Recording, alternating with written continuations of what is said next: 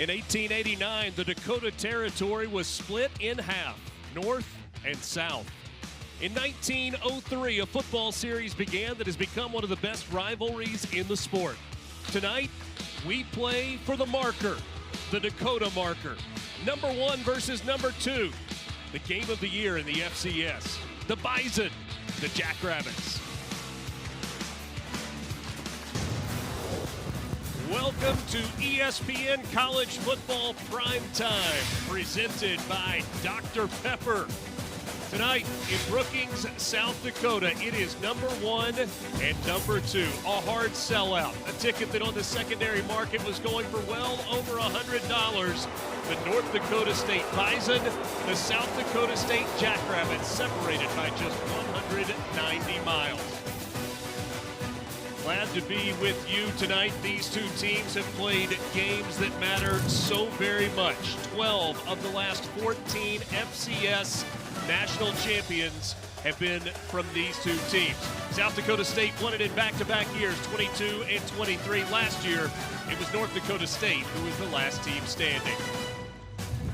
On an absolutely perfect Saturday night in South Dakota, welcome. We've got a great college football game coming up for you tonight. I'm Richard Cross, happy to be joined now by our analyst, Taylor McHarg. Tori Petrie will join us from the field in just a moment. Coaches for these two teams this week have described this game in some interesting ways. It's been called a Donnybrook, the greatest rivalry in college football.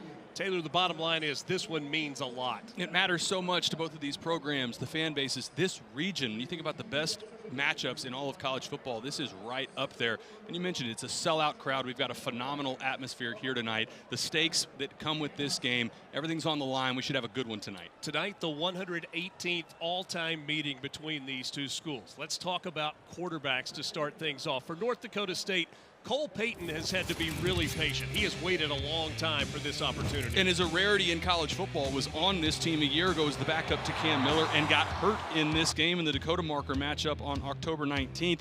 Waited his turn. Now he's got the keys to this team, runs the ball so well, over 2,000 yards of total offense already in 7 games. They need that element on the ground tonight. And for South Dakota State, a bit of a surprise. Luke Marble getting the start tonight because of an injury last week to their starter, Chase Mason. Had a slow start in the first quarter a week ago, but had an opportunity the rest of that game to lead them again in a win over Murray State. Now, this was his opportunity. Had all week of preparation. This is somebody that they're going to lean on this week to try and be the point guard for this offense. For more on Luke Marble, let's go downstairs and check in with Tori Petrie. Well, guys, one of these quarterbacks has seen 4 battles for the marker. For Luke Marble, this is his first. He spent his first college season at Northern Illinois University and followed his offensive coordinator, Eric Eidsness, to South Dakota State this year. He told me his familiarity with his offensive coordinator gives him a little bit of a head start preparing for this huge opportunity. One thing he doesn't have familiarity, though, with as a transfer is the magnitude of this matchup. He said that's allowed him to keep his nerves in check this week because he's only ever heard the lore of this game and never played in it. I talked with his teammate, Chase Mason, in pregame warmups, and he told me Luke has been slinging it this week, and we all have faith in him. Tori, those nerves are going to be tested right out of the gate as South Dakota State will get the ball first tonight on an absolutely perfect night for college football in Brookings, South Dakota. 57 degrees, not bad at all. And guess what? The wind always blows in South Dakota. So what's at stake tonight? Well, the North Dakota State Bison, they're riding an 11-game winning streak. Part of that streak, another national championship, their 10th all-time. South Dakota State has won 33 in a row inside Dana J. Dykhouse Stadium, and this place is primed for a big-time college football matchup. Taylor, we were on the field just a little while ago, had to fight our way back up to the booth through the beer line. People are ready to go here in South Dakota. Incredible atmosphere, ready to go. You saw the tailgates driving in, people waiting outside. They said they opened the doors at 2 o'clock today, lined up well before that, ready to kick this thing off. We should have a good one tonight. North Dakota State won the toss. They deferred to the second half. They'll get their defense on the field first, and it will give us our first look at Luke Marble making his very first start. Jack Smith is the deepest man to receive the opening kickoff for South Dakota State. He's a redshirt freshman from right here in South Dakota. Sold out, packed to the gills, primarily blue and gold, but you got some green and gold mixed in as well. Opening kickoff, the Dakota marker is underway. Jackrabbits will go to work from their own 25-yard line to start this one. Thanks so much for joining us on this FCS Saturday night. Luke Marble, 6'4", 210 pounds, a redshirt freshman from Smyrna, Georgia. Went to Campbell High School, went to Northern Illinois, transferred, came along with his offensive coordinator. A little bit of a slow start last week, then he got it going. Got it going, especially once he found the downfield shot plays to Alex Bullock, 84. They also get Lofton Ogrowski back tonight at receiver. That'll be big for the redshirt freshman, Luke Marble. Pistol formation to start. Julius Lawfridge is the back behind Marble. All three receivers at the bottom of your screen. They give it to Lawfridge, and he'll go forward for a good gain on first down. Picks up right at 5. And Lawfridge is the bell cow back for this offense. Transferred in from Fordham. He's a guy that was two-time All-Patriot League, has great lateral quickness. This could be somebody on a down-to-down basis they are going to lean on, especially with Brandon Begeman. 24, he's out tonight. So Lawfridge will get the majority of the touches at running back. He's got a pair of 100-yard rushing games this season. You saw the big number against Youngstown State, had 176 on the ground. Marble's pass tipped, and then through the hands, looked like of a linebacker that had a chance at an interception. Gibbons was the one that tried to haul it in. With this RPO into the boundary, you're exactly right. It actually got tipped initially. Looked like Kelton McCaslin that got a hand on it. Very fortunate that that wasn't an interception. Coaches for both of these teams talked about turnovers, protecting the football this week in a rivalry that in the last 21 has been decided by an average of 4 points. Those plays can be huge. Third down, incomplete. A lot of traffic as they were trying to run a tunnel screen. And that was blown up immediately by Jalen Duffy. Maybe the best cover corner on this team for the Bison. Recognizes the tunnel screen immediately, triggers to the receiver, and a quick 3 and out for the Bison defense. When you win the toss and defer, a 3 and out is exactly how you draw it up. Jackson Williams is the return man for the Bison. He stands at his own 30-yard line. The punter is Max Pelham for South Dakota State. Punting this ball into a little bit of a crosswind. And he booms one inside the 20. Fair catch called for and made at the 16-yard line. Max Pelham averaging 49 yards a punt. He drilled that one 54. And so now we get our first look at the North Dakota State Bison offense, led by their quarterback, Cole Payton, 6'3", 233 pounds, a senior out of Omaha, Nebraska, West Side High School. Thrown for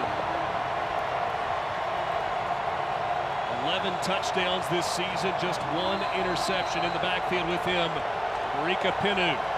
Student section behind the Bison, and they are making noise. On the ground to Pinu on first down, trying to bounce it to the outside. He'll get a couple. Jalen B. Lee there to knock him down.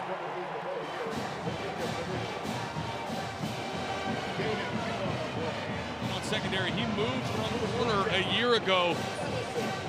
Great football IQ, and you see him read and react. Sheds a block. It was almost a big play there from Pinu. Just a 2-yard gain. Good tackle from Jalen Lee. So 2nd and 8.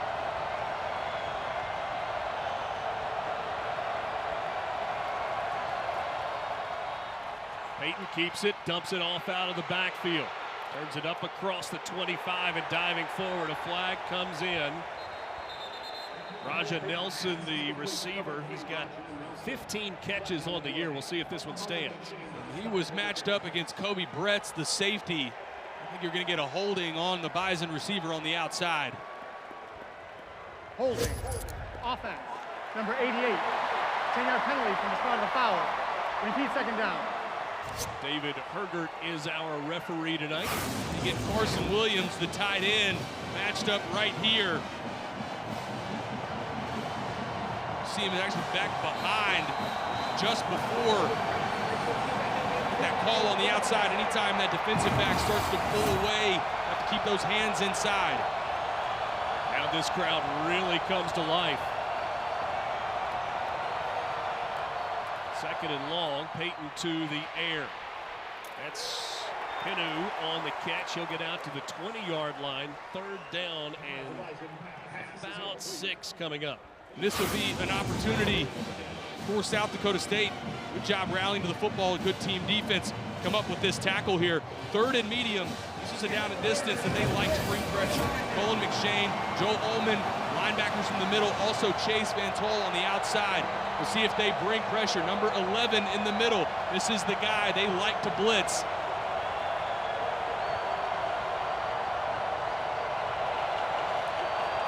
3-by-1 set. Payton to the air. That ball is caught for a first down. Bryce Lance, his first catch of the night, his 27th of the season. He is the big playmaker for North Dakota State in the passing game. And Bison fans will know all too well about this guy, Bryce Lance, brother to Trey Lance. Good route on the outside against the best cover corner, Isaiah Johnson, working back to the football towards the sideline in a big third down conversion for the Bison. So they overcome the holding penalty, now 1st and 10, and Pinu on the ground. He is met in the hole that time by Jalen B. Lee. That's Lee's second tackle of the game.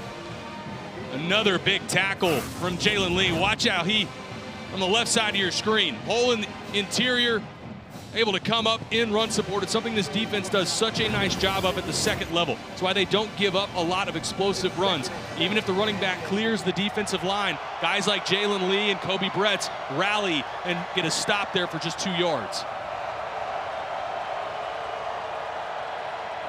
Payton, the left-hander with time, over the middle of the field, diving for it, making the catch. That's Raja Nelson. How about that throw from Cole Payton? He had a little bit of pressure right in his face, stands in and delivers the over route over one defender. Great throw. You throw that ball flat, it's going to be an interception to Joel Ullman. Instead, a little bit of a layered throw. Knows he's going to take a hit. A great throw and good catch on the back end from Raja Nelson. That was 290-pound Logan Green in his face. Completed the pass. DJ Scott into the game as a back. Payton, though, going to keep it himself. He gets across the 45 down to the 43-yard line for a gain of 4 on first down, brought down by Kobe Claiborne. And this is the element that makes Cole Payton so dangerous, that +1 quarterback run game. When we asked his offensive coordinator, Dan Larson, what are the calls that he likes best, he said anything that's designed quarterback run game, counter, draw, power. He's already got 475 yards coming into this game, almost 7 yards a carry on the ground. DJ Scott again in the game, the Oviedo, Florida native, and it's Scott to the outside. That's another first down and a good opening drive working for North Dakota State. Opening drive, this offensive line for the Bison are winning against the front for South Dakota State. Good job off to the right side. See Trent Fraley, the center, pull and get out in space for that kick-out block. I think early in this game, physicality in the trenches is going the direction of the Bison. That was a gain of 11. This is the 9th play of the opening possession for North Dakota State. Cole Payton under center. Stretch play and a run straight ahead once again for DJ Scott. He's a transfer from Kennesaw State. 78 yards on 9 carries and a touchdown last week. And look at the push again. He's 4 yards downfield before first contact, and that is a run right down the middle of the defense off the A-gap. Right now, the challenge clearly being put on the offensive line for the Bison to start this game, and they've answered the bell.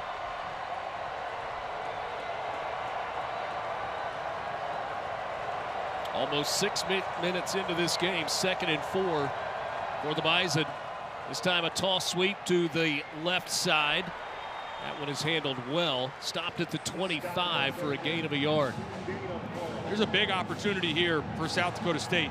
It's already long drive to start this game. It looks like we've got a defender down, Chase Van Tol. Officials timeout for an injured defensive player. We'll check on Van Tol. No score between North Dakota State and South Dakota State. Media timeout. A 3rd and 3 coming up. We'll be back to South Dakota right after this.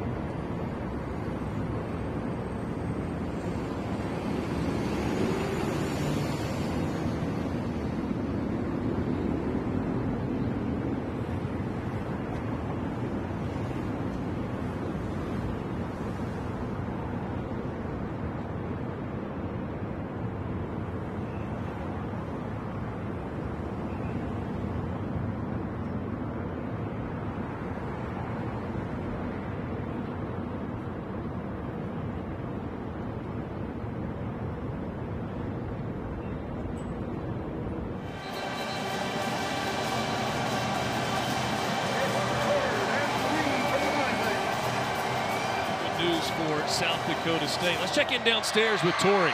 Guys, it is loud down here, and this crowd is not letting up. They're ringing cowbells. The band is jumping in the bleachers to create more noise. But North Dakota State was prepared for this. Quarterback Cole Payton told me that they use leaf blowers in practice to prepare for the noise. It's an interesting twist. Get the leaf blowers going. 11th play of the drive. It started at the 16 for North Dakota State. Already converted once on 3rd down. Can they do it again? Yes, what a hard run down to the 20-yard line for a fresh set of downs for the Bison. A physical run. Good job at the point of attack by this Bison front. DJ Scott getting another carry. See, once it gets to that 2nd level, leaning forward, picking up those dirty yards after contact, and another 1st down. That was the 11th play of this drive for the Bison. Marika Pinu back into the game. The senior from West Fargo, Cheyenne High School. Pistol formation, at least for now, for North Dakota State.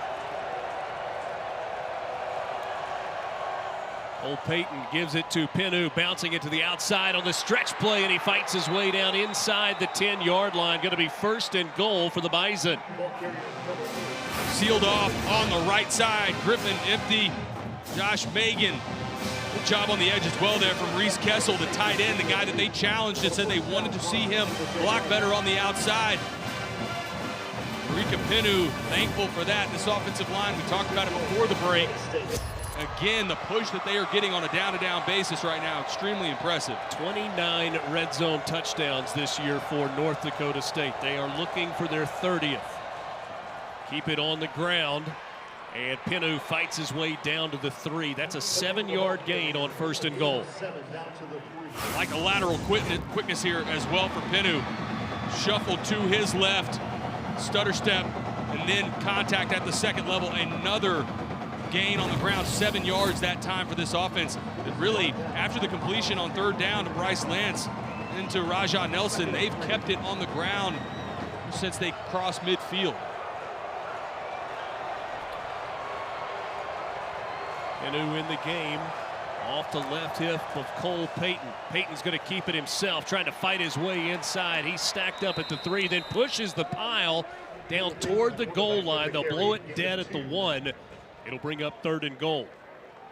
And this is another element of Cole Payton's game that's so valuable. This +1 quarterback run game. As you see the pile, the lean forward. He's got his offensive lineman, Josh Maggin, behind him. So dynamic and difficult for defenses when you've got a quarterback 6'3", 233 pounds, able to lean forward and be physical at the goal line. 3rd and goal from the 1. Payton keeps it. He's knocked off his feet short of the goal line, bringing up 4th and goal for the Bison. It was Bryce Johnson, the junior from Parker, Colorado, that made the tackle. Good job as well by Joe Ullman, the linebacker. Ullman, a guy that they say is incredibly cerebral. He always knows where he's supposed to be, even if he's not the most athletic linebacker they've got. 4 of 6 on 4th down this year. Bison keeping the offense on the field. Less than a yard to go for a touchdown. Payton to the right side, into the end zone, and North Dakota State strikes first in the Dakota marker. How about that drive as a tone setter for the Bison? Running the football, physical at the point of attack. They put the emphasis on the offensive line. They lean on this front for South Dakota State. And the first points of the game after a dominating drive in the trenches go the way of the Bison. A statement drive for North Dakota State on their first possession. 16 plays, 84 yards, 9 minutes off the clock. And that was after the defense forced a 3 and out. Eli Ozick for the extra point try. It is good, and the Bison lead it 7-0. Cole Payton was perfect through the air on that drive, and he scores his 7th rushing touchdown of the season.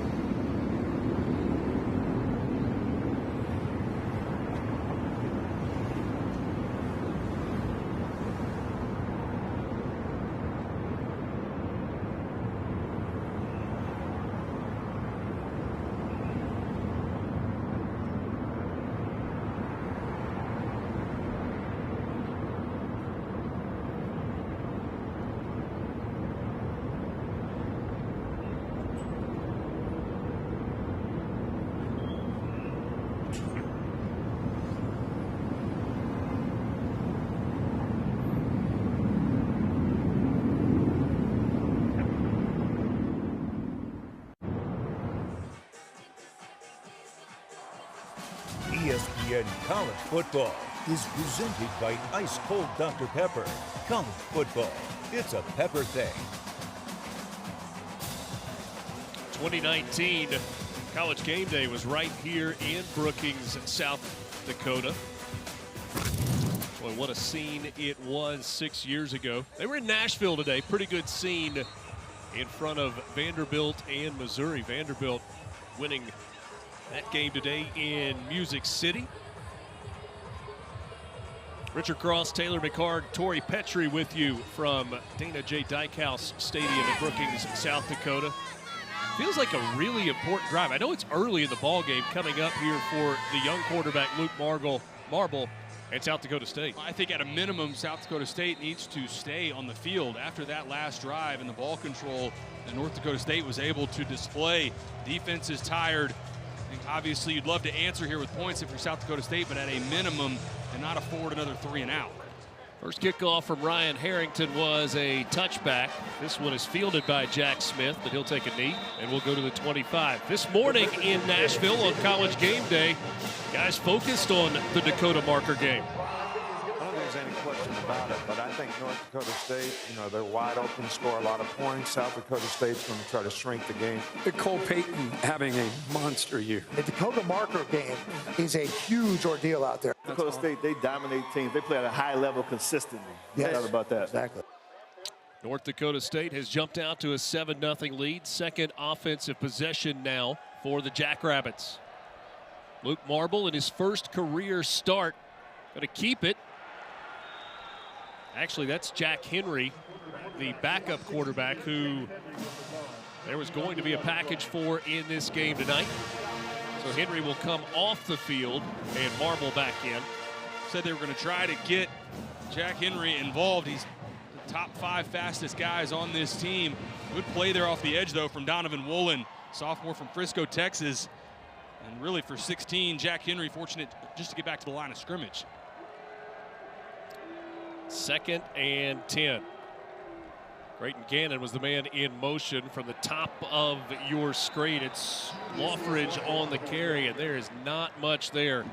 This defensive front for the Bison early on has been impressive. And tackling well at the second level. Now an opportunity for North Dakota State to pin their ears back and come after the young quarterback. When we talked with offensive coordinator Eric Eidsness, he said, we expect them to try to pressure our quarterback. What is the answer here on 3rd down? An area North Dakota State likes to bring 43 Logan Kopp and 52 Nathaniel Staling, both captains in the middle. You see 52 walked up right over the center. Now he drops into coverage. Marble looking to make something happen. Nowhere to go, and down he goes. Sacked by Logan Larson, the defensive end, with his first full sack of the year, a loss of 9 on the play. Good coverage on the back end, working to his right side. He's trying to get this to the outside to Lofton Ogroski. Not there initially and just rushing forward. North Dakota State decided to back out of a blitz, but still able to get home with 4. So a pair of 3 and outs by the North Dakota State defense. Jackson Williams, fair catch at the 37. Better starting field position this time for the Bison. They're in front, 7-0. We're back after this.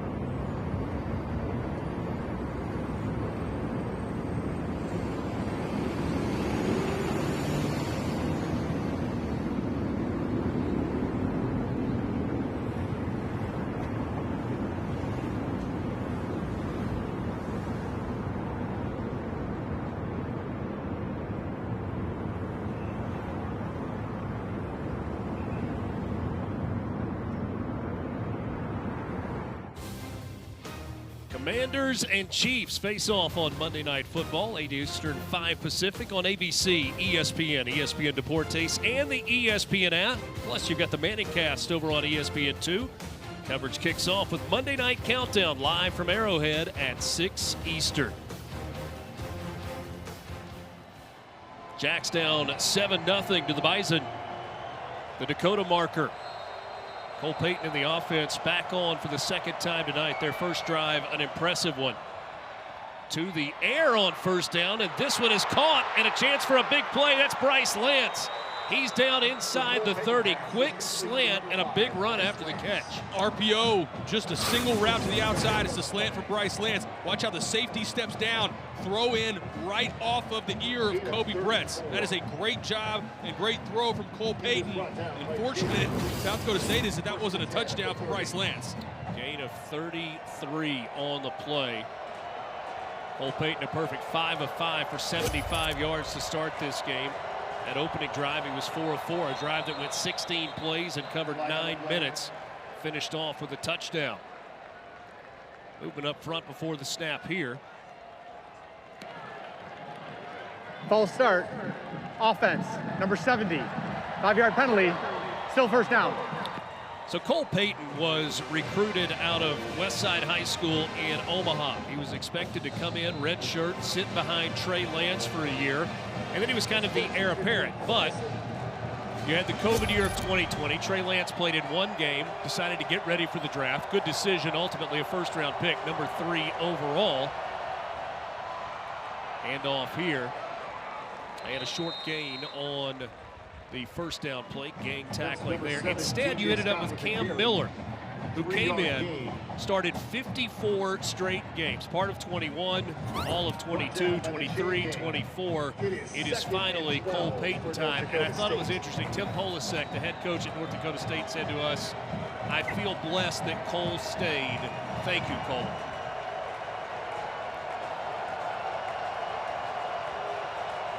Guy that's been around this Bison program since the 2021 season. He has been fully in control of the offense so far this year. He's got pressure trying to get away. You see how strong he is. Brought down, though, at the 35-yard line by Kobe Claiborne, his 3rd sack of the year. The captain at the front of this defense, the only returning starter for the Jackrabbits, and working from that left side. Does a nice job. Not there initially, then finally gets home. We talk about the strength of Cole Payton, almost able to get out of it. And the first real momentum that we've seen so far for the Jackrabbits as you hear this crowd come alive on 3rd and long. Jacks fans come to their feet. 3rd and 16 after the loss of 3.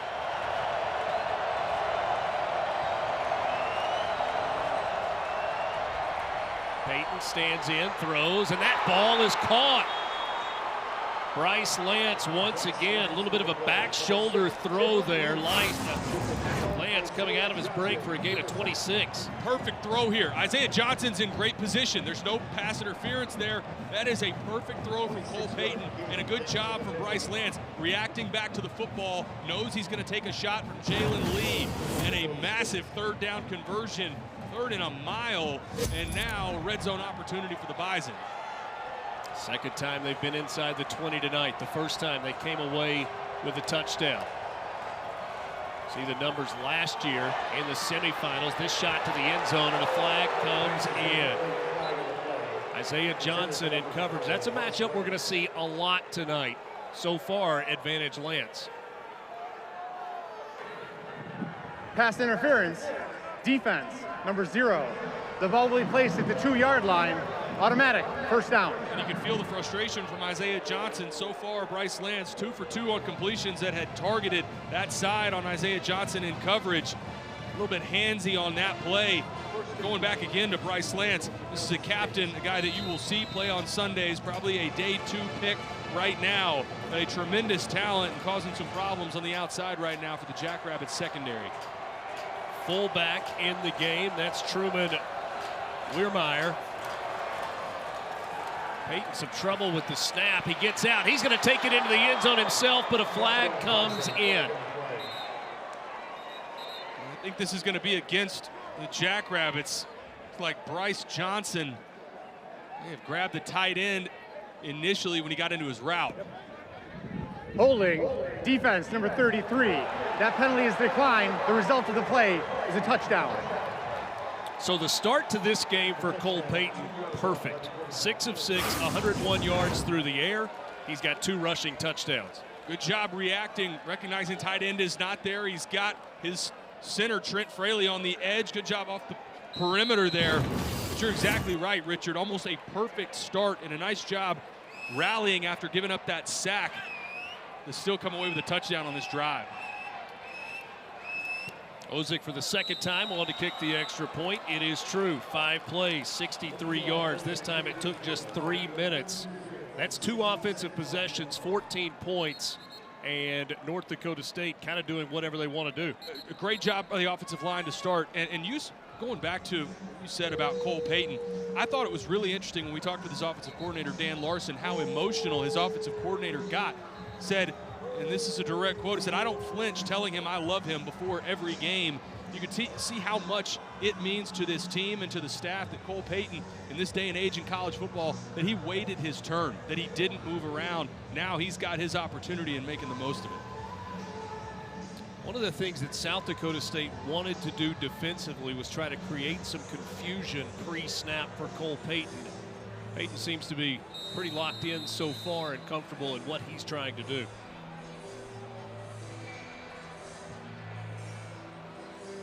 Just having fun with the telly. Trying to show you what I was getting you for Halloween. But you're going to put a smiley face on there and say, "Hi, Mom." 14-0, this kick away, and this time it is returnable for Jack Smith. And Smith dropped at the 15-yard line, so 10 yards short of where he would be if there had been a fair catch. 10 seconds remaining in this opening quarter, and it has been all North Dakota State. South Dakota State playing without its starting quarterback, Chase Mason, the senior from Hurley, South Dakota. Talked to him a little bit before the game tonight on the field, and you can see he was disappointed. Understands the big picture, though. He's got to be healthy for this South Dakota State team to try and make a deep run. Both teams undefeated coming in. Marble taking a shot down the field and overthrows everybody. Once again, pressure in his face. Hit that corner route to Alex Bullock, a top target for the Jackrabbits on offense, but really nowhere to go with the football. Double covered on that outside and takes a hit again.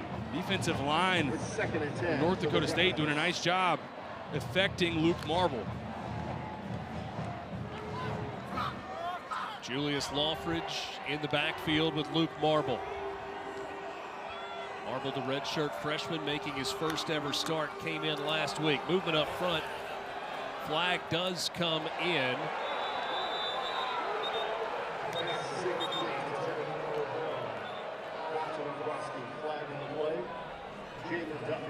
Looks like that's going to be offsides on South Dakota State, or excuse me, on North Dakota State, with 1 second left in the quarter. Offside, defense, number 95. 5-yard penalty, it's the 2nd down. Zach Vanderpool. This team, North Dakota State, without Jackson Dutenheffer, captain up front, the interior defensive line, the staff told us, Grant Olson, defensive coordinator, said that unit, Keenan Wilson and Logan Larson specifically, they're going to have to empty the tank tonight, play all out with their captain out in the middle. Final play of the first quarter.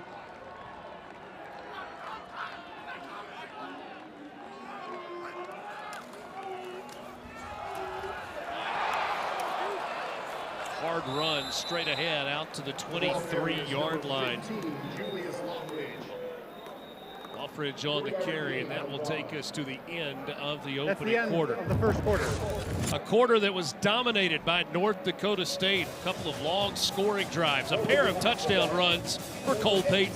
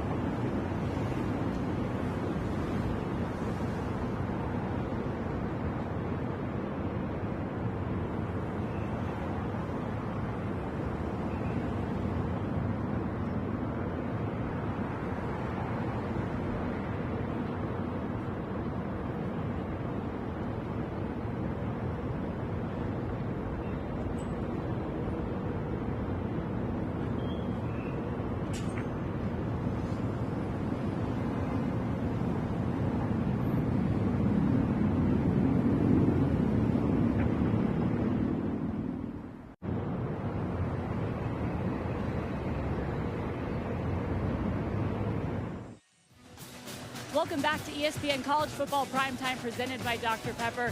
Coach, this one's opened up just about exactly as you could hope for your team. What do you like about what your guys are putting together? I love the openers coming out of their student section. That's tough down there.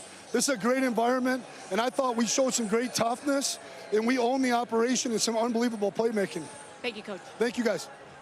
Thank you, Tori. Tim Polasek, the head coach at North Dakota State in his second season in Fargo.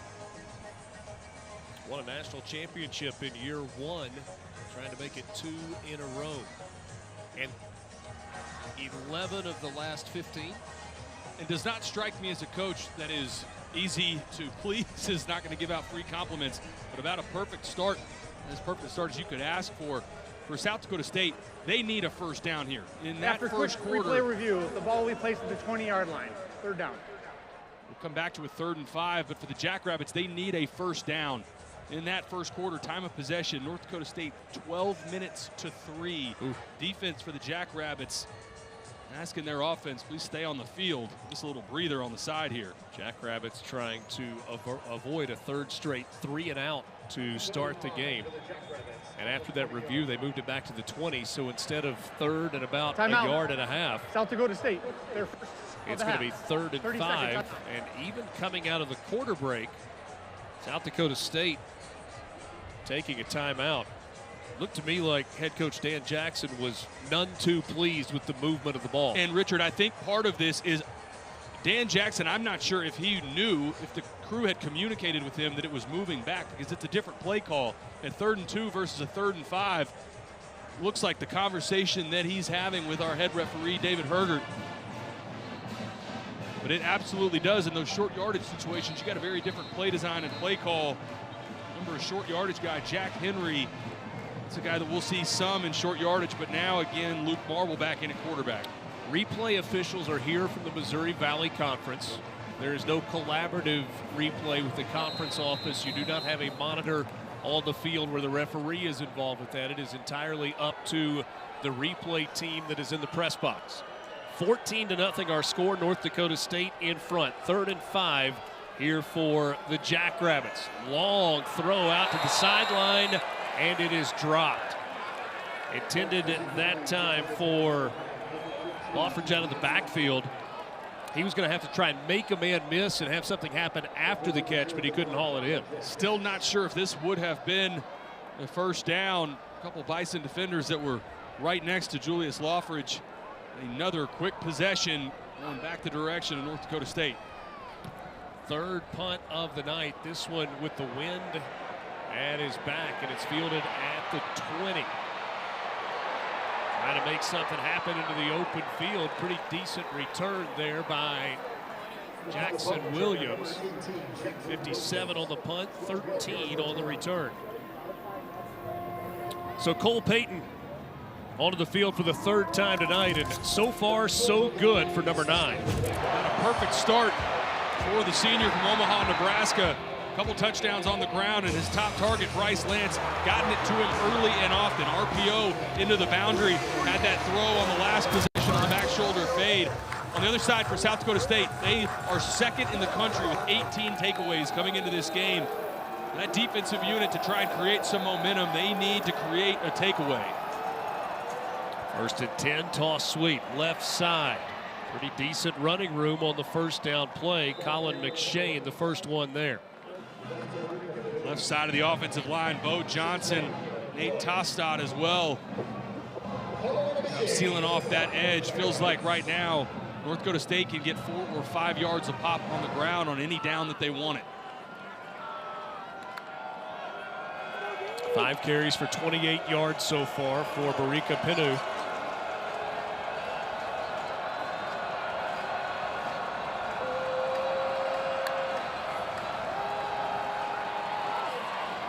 Payton throws complete. He's now 7 of 7 to start this ball game. 154 yards of offense for North Dakota State in the first quarter. And how about this catch from Carson Williams, tight end that's back healthy on the shallow cross. I'm not sure Cole Payton recognized that Isaiah Johnson was right there into the boundary, but a first down catch from Carson Williams. Williams back this week after missing last week's game, a win against Indiana State.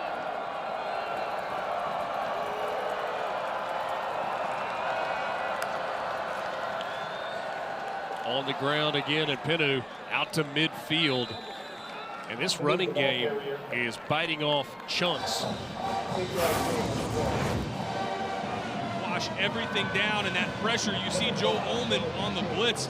He's off a gap. That needs to be one gap over. Now your defensive lineman and your linebacker that are occupying the same gap. That makes it so easy in the run game for any running back, but especially one as good as Barika Pinu. Tim Polasek talked about his center Trent Fraley and his right guard Griffin Impey as being the leaders on that offensive line. Got a sophomore, Bo Johnson, over at left tackle that they say is coming on strong. One-on-one to the outside. It's another catch for Bryce Lance. The senior from Marshall, Minnesota, has had a huge game. This one good for 27. And both times they've walked up Isaiah Johnson into press man coverage, they've thrown it to Bryce Lance. I think they've recognized in one-on-one situations, they like that matchup. He wins on the outside and a good throw from Cole Payton. Bryce Lance was on the preseason watch list for the Walter Payton Award. That is the FCS version of the Heisman Trophy. Payton 8 of 8 to start the game throwing the football. Looking to do it again. Takes a shot, and he's got a man, and that is caught on the far sideline. Jackson Williams hauls it in. Nice strong throw on the move to the throwing side for Cole Payton. Looked like Jackson Williams able to get a foot down inbounds and another first down. Now 9 for 9 to start this game for Cole Payton. Inside the 10 for the third time tonight. 4 different receivers have caught passes out of 9 completions for Cole Payton. On the 9, first and goal. Payton keeps it himself, gets to the outside, inside the 5-yard line. Run out of bounds around the 2. We might see Cole Payton try to get off his feet and dive for that from about the 3. It's a good pull read off of that linebacker. Kind of did leave his feet. Good play again.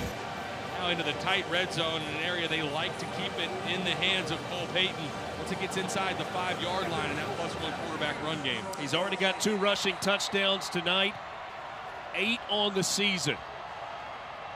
Fullback is in the game, Weirmeyer. Stretch handoff to the left side into the end zone. That's another touchdown. This time it's Barika Pinu plowing in for his 11th rushing touchdown of the season. It's too easy right now for this offensive line.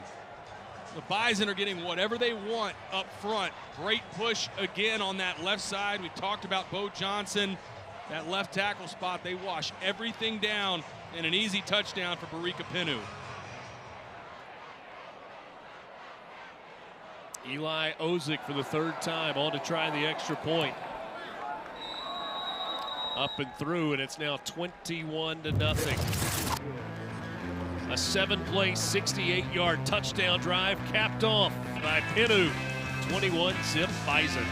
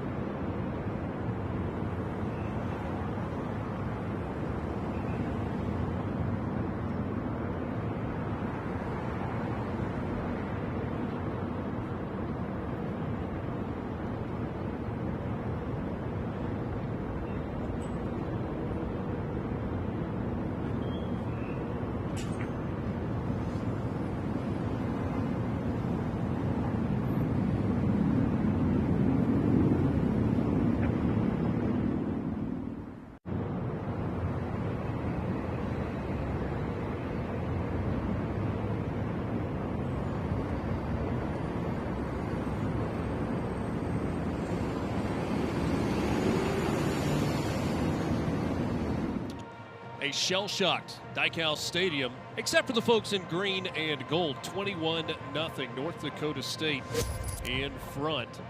They have scored touchdowns on their first 3 offensive possessions.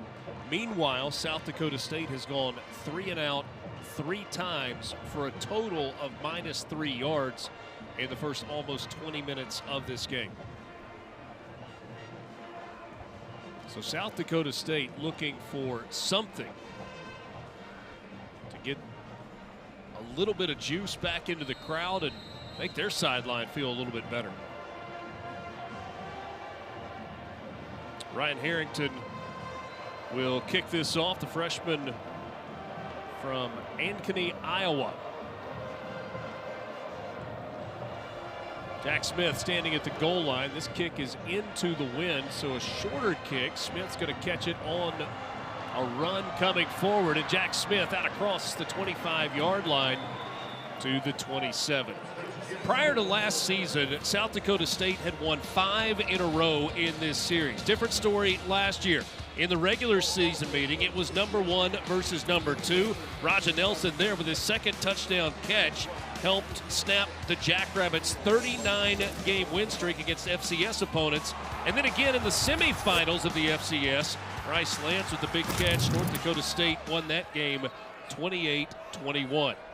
So they got the Dakota marker back, and then perhaps more importantly, punched their ticket to the national championship game, which they went on to win. That's Ogroski, shoestring tackle.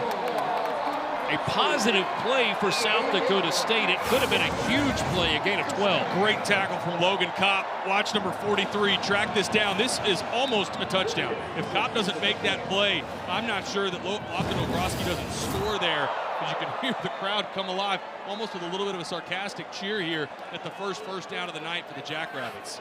Oh, if that was sarcasm or relief? Maybe a little bit of both. 12-yard gain, first down of the night for the Jacks. James Basinger is in as the back. Ogroski, the motion man again. Basinger put it on the ground. He had it bounce right back up to him. Donovan Woolen there to clean up and make the tackle. We got a couple freshman running backs that are going to get touches tonight. James Basinger, one of them. Josiah Johnson, the other. Basinger fortunate that ball bounced right up to him. Brendan Begeman, 24, he's still out, so it'll be a combination of Julius Lawfridge and those 2 freshmen, Basinger and Johnson, getting the majority of the touches tonight. 2nd and 11. After the fumble that bounced right back up to Basinger. Luke Marble from the gun, blitz in his face, and he nearly threw an interception there. Bounced and hit the turf, trying to get it to the tight end, Brayton Gannon. Givens has had a couple of opportunities tonight. Working on that left side.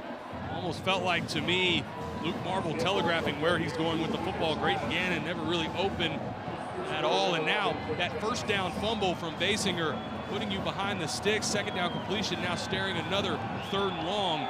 We'll see if there's a pressure here from the middle between Logan Kopp and Nathan Staling in the middle. After the injury last week to Chase Mason, Marble came in, threw for 189 yards and a couple of touchdowns against Murray State. This is not Murray State. He does get a completion here out to the 43-yard line, well short of the first down. Jack Smith with the catch, Jaquise Alexander, a junior from Ruskin, Florida, long way from home. And now don't be surprised here, Richard, if this is just a hard count. I'm not sure if you're going to go for it here on your own side of the field. From the 43, it's 4th down and 6. Maybe a long 5. Play clock inside 10. They move Gannon, the tight end, to the right side. They will quick kick it. Boy, that works out well inside the 10, and that's where it's going to be down. Ogroski gets down. Luke Marble, extra tool in his tool belt there with the quick kick punt to pin the Bison deep.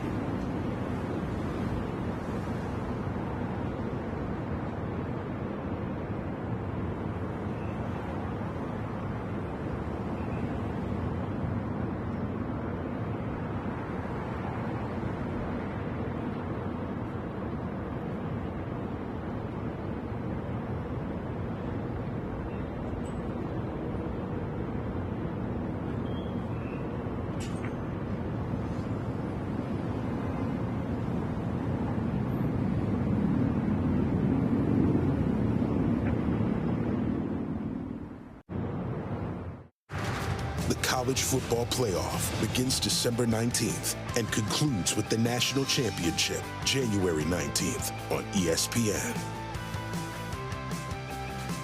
And let's take a look at this week's college football playoff rankings brought to you by Prudential. Ohio State had the weekend off. Indiana rolled today against UCLA. What's been a great story in college football for the last few weeks.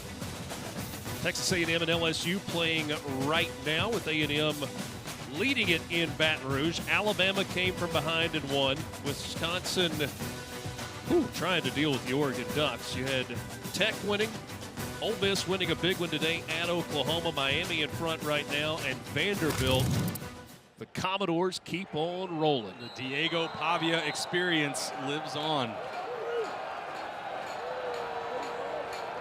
In the semifinal game last year between these two teams, Bryce Lance had 6 catches for 125 yards. Not going to have an opportunity there as Cole Payton goes down. This defensive line coming up with a 5-yard stop there. Dawson Ripperdaw with the sack. Also see Aaron Wolfscale Holston, 55, an entire unit able to collapse the pocket. This defensive staff, Ryan Bergstrom, defensive coordinator, told us we feel really good about our defensive line versus this offensive line of the Bison. Couple sacks already in this game, now behind the sticks for North Dakota State. Mentioned that about Lance tonight. He's got 4 catches for 93 yards on the ground here. Not much. And so far, a better sequence here for the Jackrabbit defense. Last time there was a 3rd and long, they threw that back shoulder fade to Bryce Lance. You've seen the answer for the Jackrabbits defense to start to bracket, give a little bit of help to Isaiah Johnson on that outside. Isaiah Johnson is the corner that they are going to travel to Bryce Lance's side anytime he's in the game. Right now, he's not. It's a combination of Jaden Oliver and Miles Taylor. Bryce Lance and Chris Harris, part of the group of receivers that come into the game here on 3rd and long. And there's Lance at the bottom. Cole Payton surveying the field. Now he takes off, and he's dropped from behind. Colin McShane, his defensive coordinator, Brian Bergstrom, said he's the best football player on this team. How about this play? Second time on this drive, they collapsed the pocket. Good job by Colin McShane. Able to rally back around in the best series so far on either side of the ball for South Dakota State. North Dakota State went 16 plays, 84 yards and a score. 5 for 63 and a score. 7 for 68 and a touchdown. This time they go 3 and out. And now the Jackrabbits will have by far their best field position of the night, starting on the plus side of the field at the 44. Can the boys in blue get something going? We'll see when we come back. 6:22 to go in the half.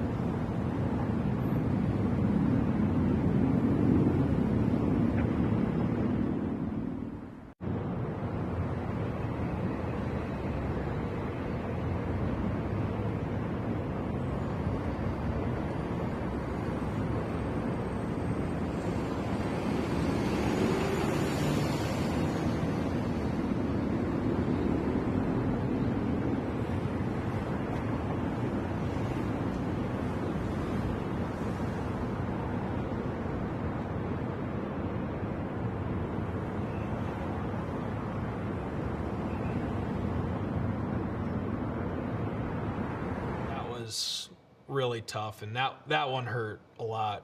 That one really hurt, so just not going to let it happen again. Quentin Christensen says not going to let it happen again. It had been 5 straight South Dakota State wins in the series before last year the Bison took back the Dakota marker and then won again in the semifinals. A 4-point win in the regular season, a 7-point win in the postseason. Quentin Christensen, a captain on the offensive line. He is a loud guy, an in-your-face guy, but there you heard him struggling a little bit to describe the feeling of losing those 2 games a year ago. Looking to throw it down the field. It's a wide receiver pass, and it is. There's a flag that comes in. Is it caught? Yes. Isaiah Garcia Castaneda made the throw, and Lofton Ogroski was able to haul it in for a gain of 26.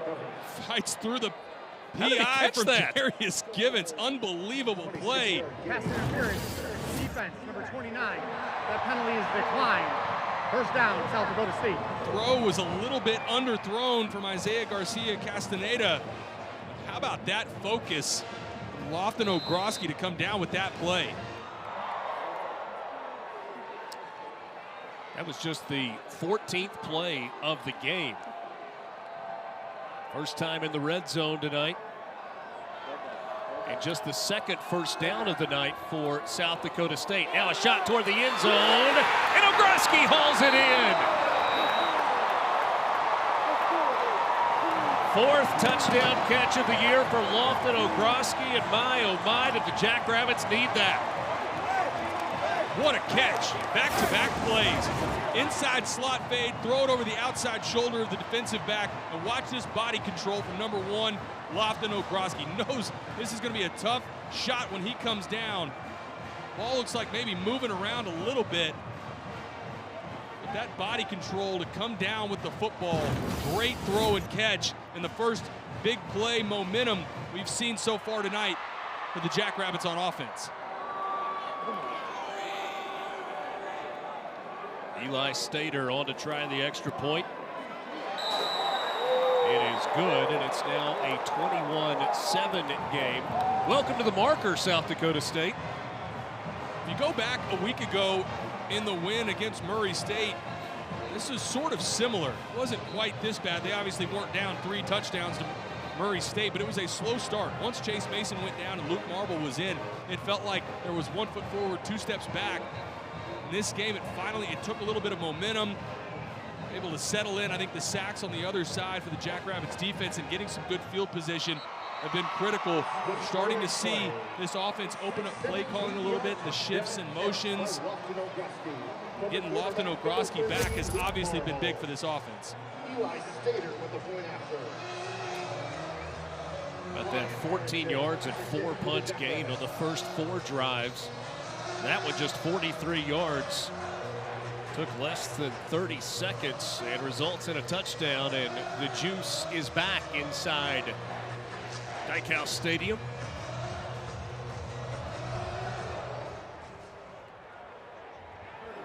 This kick taken from the goal line. That's Jackson Williams. Williams trying to answer with a burst. He gets out to the 30-yard line.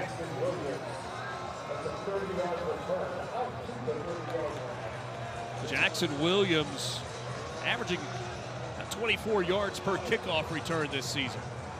Touchdown saving tackle from the receiver Jack Smith there as well.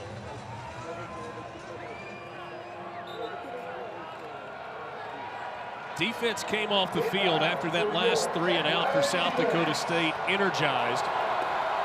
Offense able to answer with a touchdown.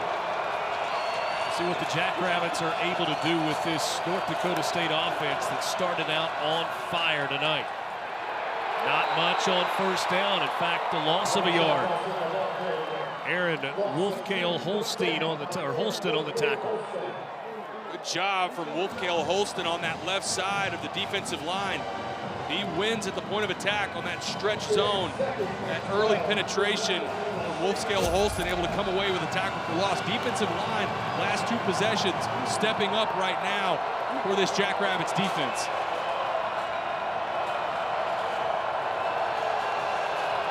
Rika Pinu in the backfield along with Peyton. Movement up front. Flags come in. Jackrabbit defensive line pointing. Ball start. Offense. Number 75. 5-yard penalty. Still second down. That's Josh Maggin, right tackle from Shakopee, Minnesota. He transitioned from defensive line to offensive line a year ago.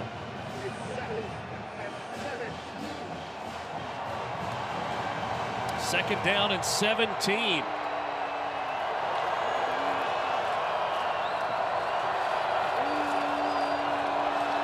Offense that could do nothing wrong early in this game. Right now going in the wrong direction, but here's Peyton getting some of it back. Kobe Claiborne on the tackle. Peyton takes it back across the original line of scrimmage. And will bring up 3rd and 8. You can see he's reading Kobe Claiborne, who they moved out to defensive end for that play. Claiborne crashes down, full read for the quarterback.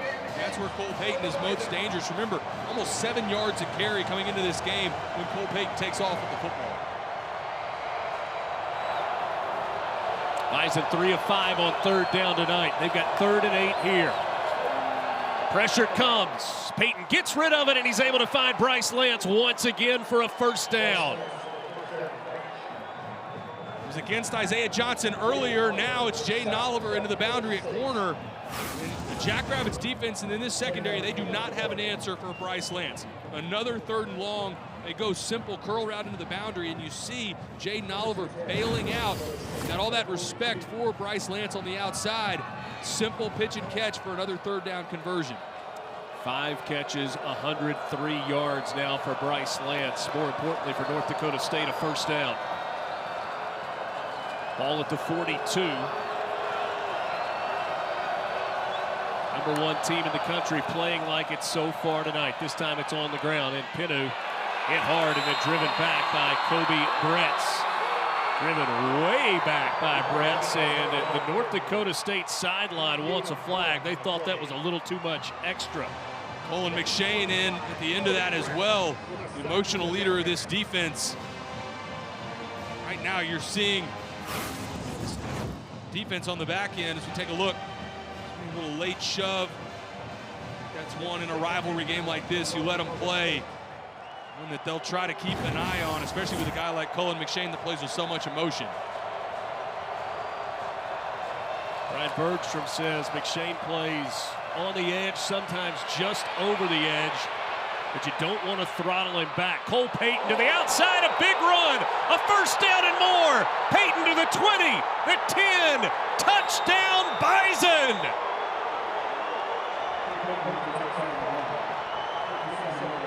$57 yards. Incredible play, but Dan Jackson is almost to the numbers, screaming at the officials for the missed hold at about the 50-yard line.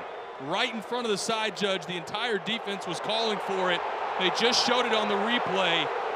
You can hear all of the boos in the stadium. Unbelievable that that was not called. Dan Jackson beside himself on the South Dakota State sideline, having to be pulled back. The ruling on the field is a touchdown. The previous play is under further review. So, I mean, it's not like they can go back and review for a hold, but they can go back and review to see if Peyton stepped out of bounds. It'll be on the right side. You can see the jersey pulling back on the defender. We'll take a look and see if he steps out of bounds. From that angle, looked like he was in. It's DJ Scott on the edge on the questionable non-holding call. We get a great look at it here. He's got 5 right in the middle. Colin McShane around the collar. But from that angle, to me, Richard, in terms of looking at whether or not Cole Payton stayed in bounds, I think he did. Yeah, it looked like he was able to tiptoe along the sideline.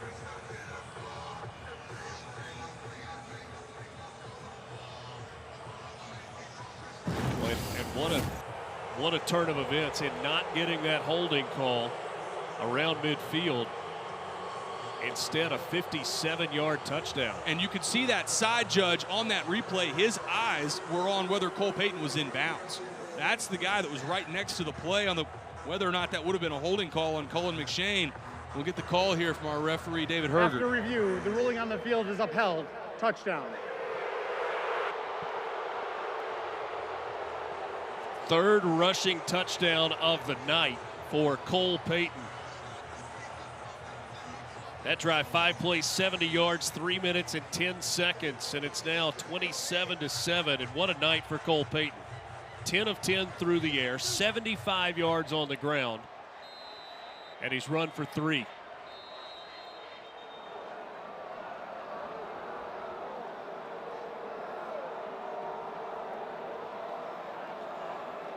Maybe some items being thrown onto the field from the student section.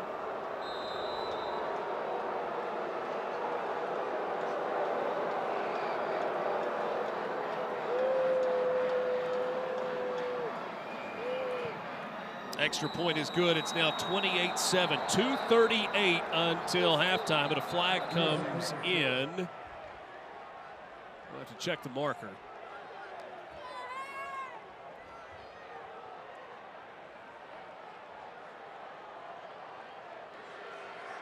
Offside, defense, number 1. By rule, that penalty is declined. The result is good. Here's the announcement there from David Hergert, our referee tonight. And Jackson, in his first year as the head coach here, back at his alma mater, played linebacker here 2003 to 2005. Told us it doesn't usually happen, but he was going to have chill bumps running out onto the field. The chill bumps are long gone. They've been replaced with rage, I think, on the sideline. The missed call there, which should have been a holding, you can see he's beside himself. When that play was still going, he was out to the numbers trying to yell at the referee. Now for South Dakota State, it took them the entire first quarter and most of the second to settle into this game. Opportunity here before half. They need points here, because remember, North Dakota State gets the ball coming out of half. Dan Jackson got the head coaching job here in January. When he arrived, he was faced with a mass exodus and immediately tried to recruit some of the players that were on the team to stay on the team. A number of them followed their former head coach, Jimmy Rogers, to Wazoo. Good return here and good field position here coming up for the Jackrabbits. They'll start from the 37-yard line looking for points before the half. Had a couple of guys, including Chase Mason and Quentin Christensen, who said they were staying, and then they became part of the recruiting effort for some of the other guys that had been on the team. And Jackson said the players that stayed deserve so much credit for this 7-0 start.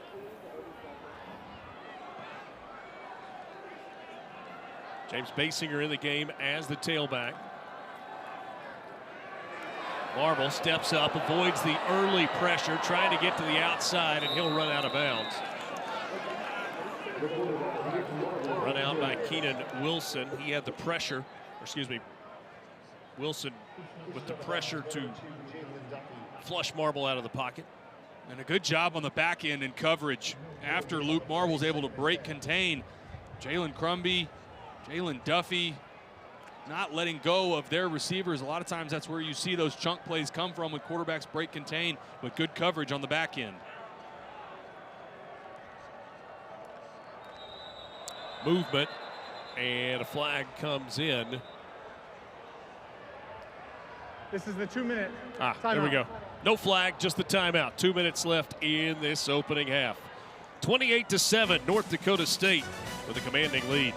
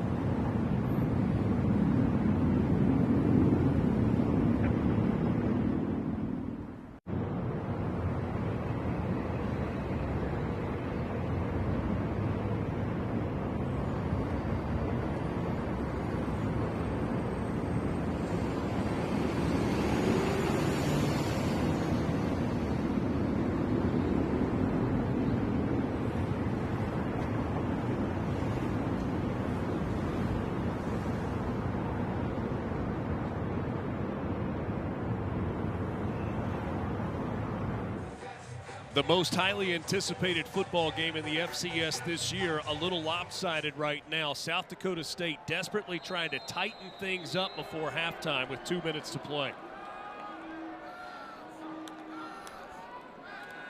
Luke Marble stands in and throws and completes that to Jack Smith. Smith out to the 45-yard line. Donovan Woolen on the tackle after a gain of 8. Job by Luke Marble, working through his progression, finds Jack Smith open in the flat. Big third down here in this 2-minute drive.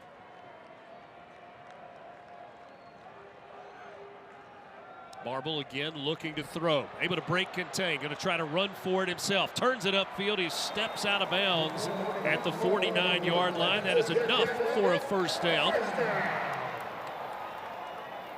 Credit to Luke Marble, again, working through his progression. It's not there.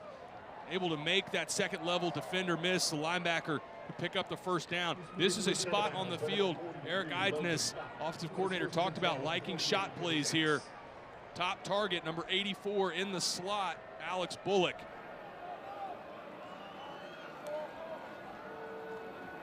Marble pressured to his right. They need to throw it away. And he throws it in the direction of one of his guys. It was over close to Alex Bullock. You had Larson and Wilson applying the pressure for the Bison. You've got just rushing forward here for North Dakota State, and watch the pressure. Everything right here. I mean, these are one-on-one wins at North Dakota State right now.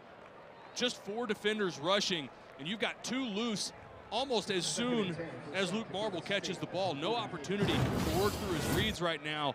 Defensive line for the Bison making it difficult on the redshirt freshman quarterback. Play clock down to 5. Bison show pressure, then back out of it. Marble with time, dumps it off, incomplete. Kind of short-armed that one, trying to get it out to Basinger, his running back.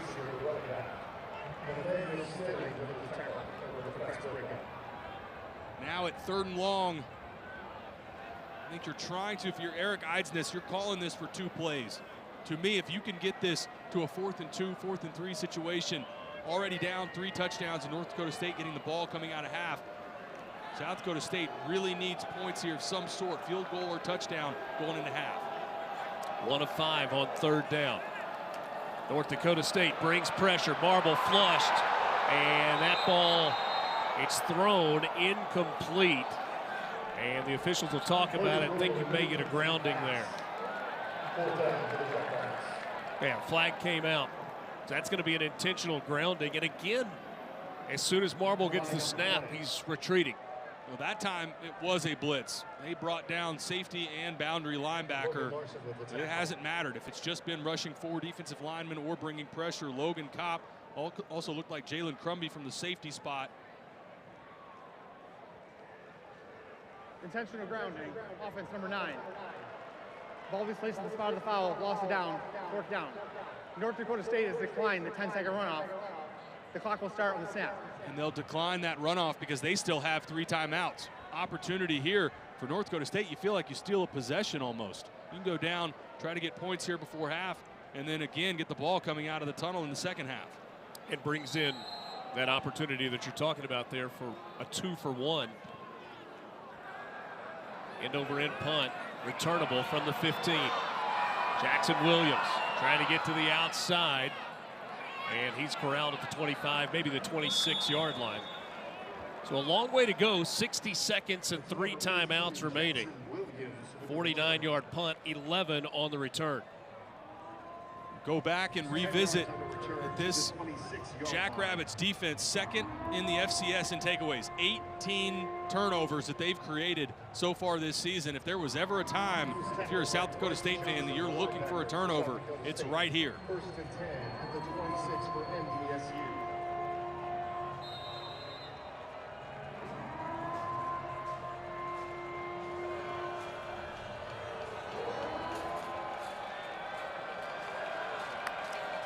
Cole Payton 10 of 10 for 156 yards in the first half, and maybe the Bison just content to run it, although they take a timeout.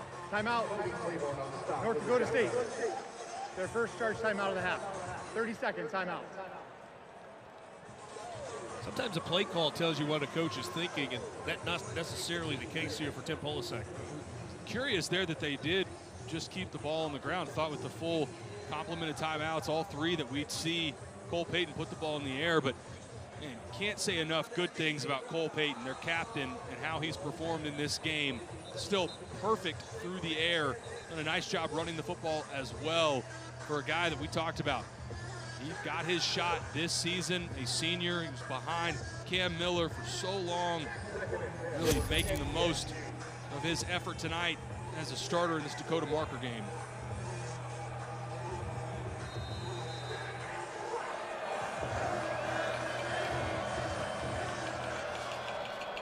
No gain on that first down play, so 2nd and 10. Payton, the left-hander with time, and he dumps it out of the backfield to Pinu, and Pinu goes out of bounds at the 32. That'll stop the clock. Run out by Noah St. Just. Now an opportunity here. South Dakota State still with 2 timeouts. Talking about this cat and mouse game of how you balance your timeouts, what to do with the clock.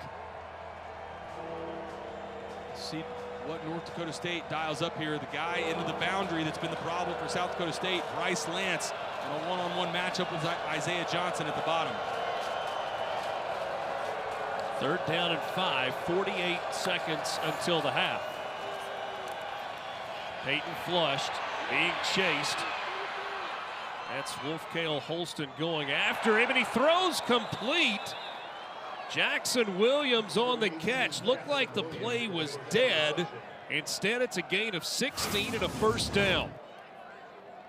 What an effort again from Cole Payton. Buys time, delivers a strike, and you're asking your defensive backs to cover for so long on the back end. Credit to Jackson Williams, exactly what you're taught on scramble drill. If you're the deep receiver, you work shallow, and did exactly that for another Bison 3rd down conversion.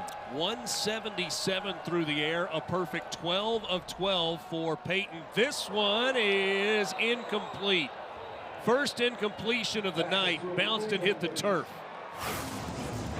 Looked like they're targeting Zach Van Meeteren. And Well, that was close. Really close to a catch.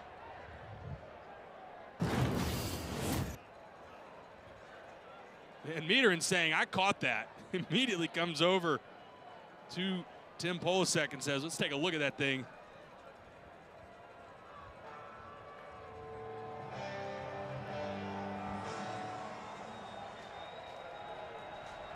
Did not get the review, so 2nd and 10.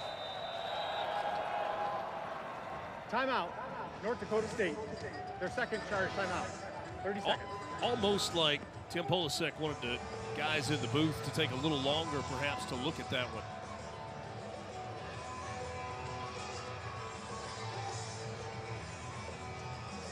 Polasek in his 2nd year as the head coach. The ruling on the field is an incomplete catch. North Dakota State has challenged the ruling on the field.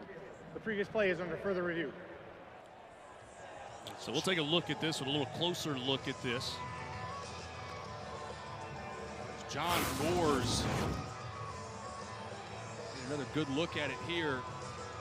Remember, called an incompletion on the field. Is there enough here to overturn this? And to me, I do think that ball hits the turf. He's got his hands around it. This is a great look at it here. Ball goes through the hands and hits the turf. I think this will stay as an incompletion. But ball can make contact with the ground, but you got to catch it first. Yeah, but I think there's enough there to be able to say you see a little bit of a bounce off the turf. Okay.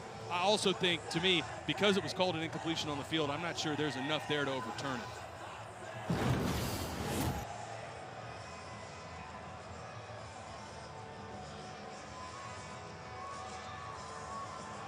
Ruling on the field was an incomplete pass.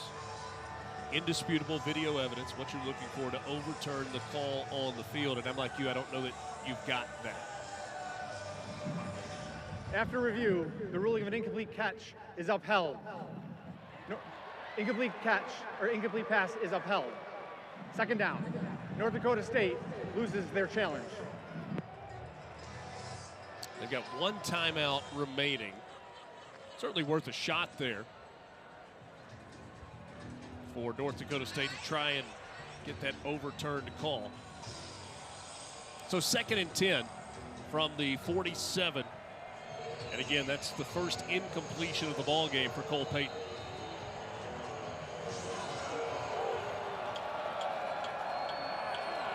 Ten-time national champion North Dakota State. This one just a dump pass out to Pinu, and he goes out of bounds on the far sideline at midfield.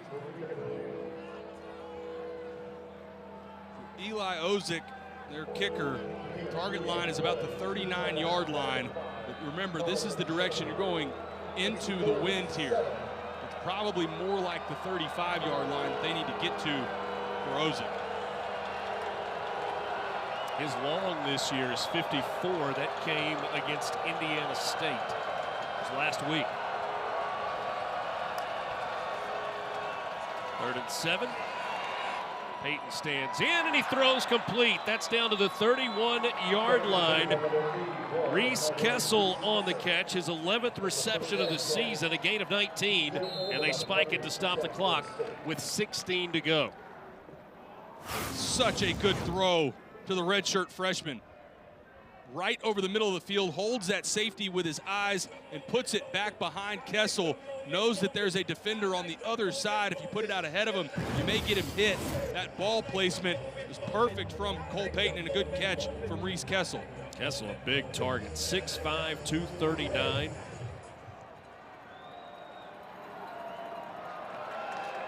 So after spiking the ball, 2nd down and 10 here from the 30. Payton steps up, and he's got room to run again. He'll go out of bounds at the 25, maybe the 24-yard line. This has been surgical from Cole Payton in this offense.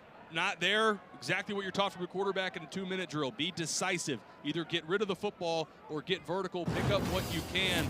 Now another opportunity here with 9 seconds. I don't think you test the end zone here. You're just trying to improve your field position for this field goal attempt. You got time to take a shot if you want to do that, right? It'll depend on the look. With a timeout remaining. It'll depend on the look, but this is the guy at the bottom. Bryce Lance, would not be surprised if they target him here. One-on-one at the bottom of your screen. Payton looked that way, and now he goes to the opposite side. Intended for Raja Nelson.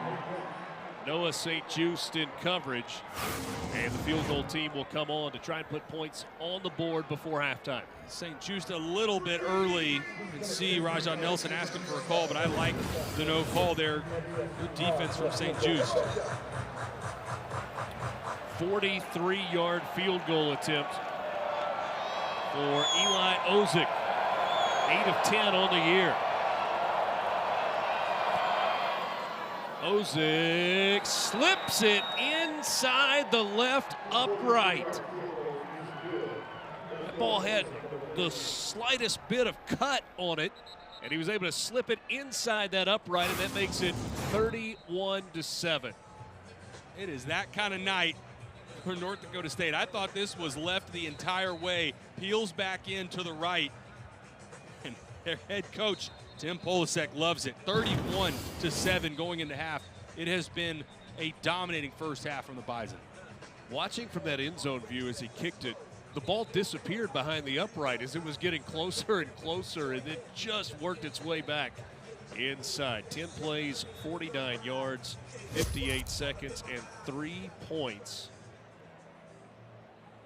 All right, so how about this? The last 2 games against San Diego State, first time since the 10 and 11 seasons where the Bison are able to put 28 or more on the board. They do it in the first half tonight. Won that semifinal game 28-21 a year ago.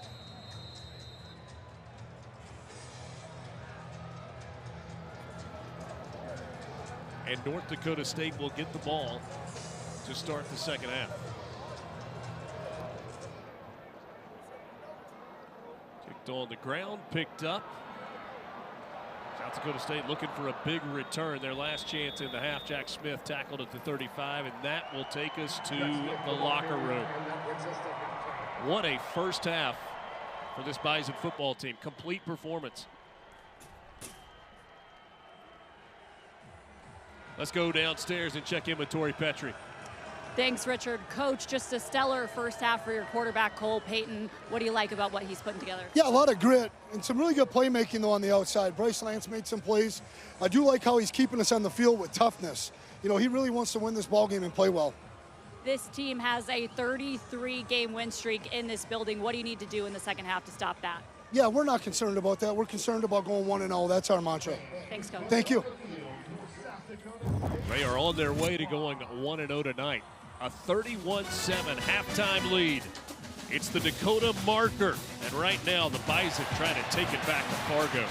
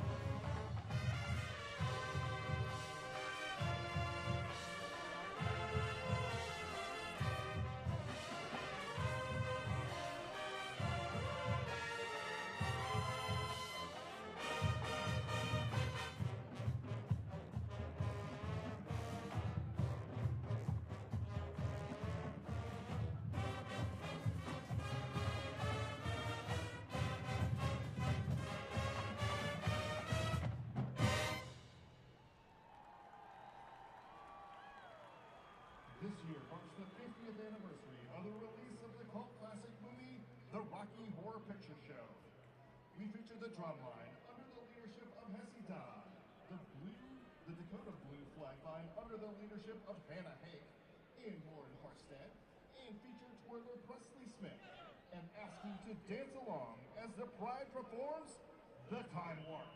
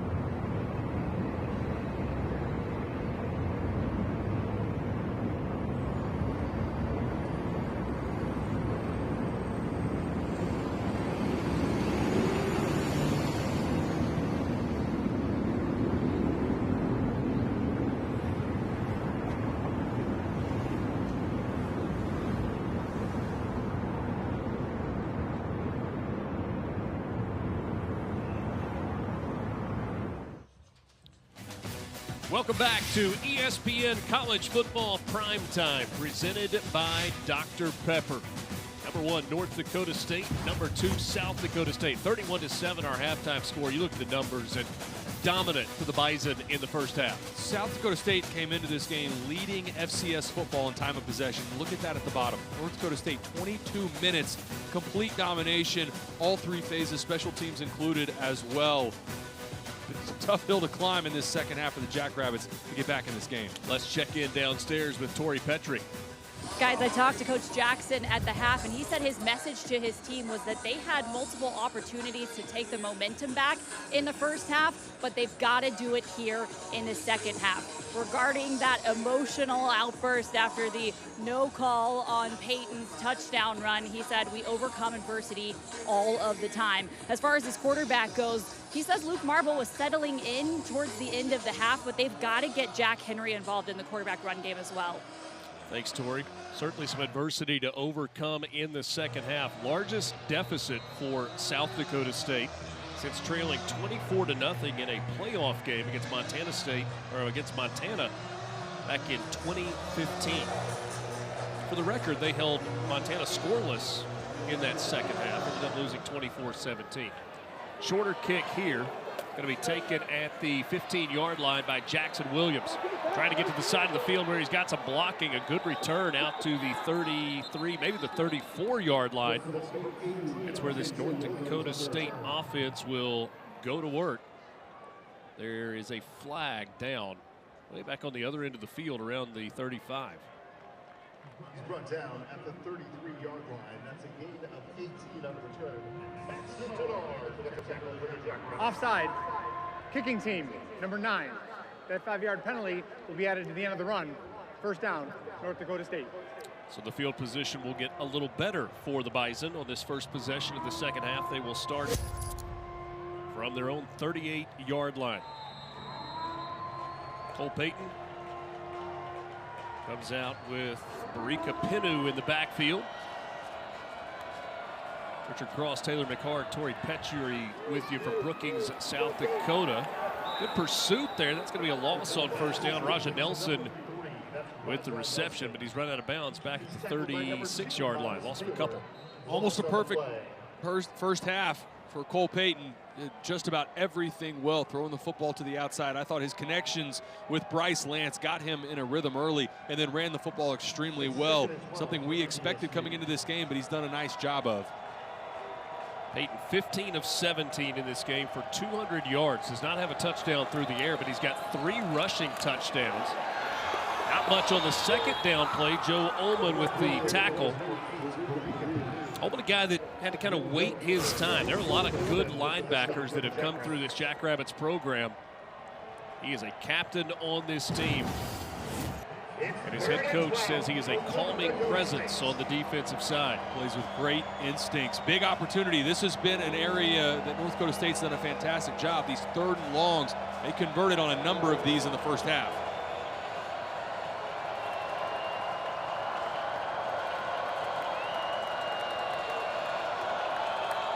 Third and 12. With time, and that is complete right at the first down marker. Jackson Williams, they're actually going to mark him a yard short. And so a decision to make here for Tim Polasek. Do you punt it away with the big lead or keep the offense on the field? South Dakota State, interesting decision there to drop 8. They only bring 3. No real pressure around Cole Payton. Able to step into a throw. Not surprised here at all. The way that they've run the football, you would imagine North Dakota State's able to lean with this offensive line and pick up a yard. Second time they've gone for it on 4th down tonight. They converted the first. Payton will keep it himself, trying to get to the outside. He's able to get the corner, cross the midfield stripe, and pick up the first down. He is a weapon with his legs. And like the play design, keep it in the hands of Cole Payton. You see the patience there, that first step. He's reading whether or not is there an opportunity in the trenches in that A or B gap where he can just lean forward or bounce it to the outside like he did there, gets to the corner and picks up the first down. DJ Scott into the game at running back. But Brett's had to get off that block and he just couldn't quite get there to drag Payton down. Short gain for DJ Scott. Kobe Claiborne with another tackle. And that's been what's most interesting to me, Richard, is first and second down, South Dakota State's playing well. They're getting third and medium, third and long situations regularly against this North Dakota State offense. They're just not getting off the field on third down. Bison 6 of 10 on third down, 2 of 2 on fourth down. Call it no gain, so 2nd and 10, just across midfield. Peyton trying to get to the outside, flips it down the field, and that is incomplete. And we'll bring up another third down. Good job in pursuit there, inside out from Joe Ullman. It's difficult. Remember, left-handed quarterback Cole Payton, he's rolling to his right. Anytime you get that pressure from inside out, it's hard to be accurate. Now, same spot that South Dakota State has been in a number of times on defense. Another third down. They dropped 8 and only rushed 3 on the last one. We'll see if they bring pressure here with their linebackers.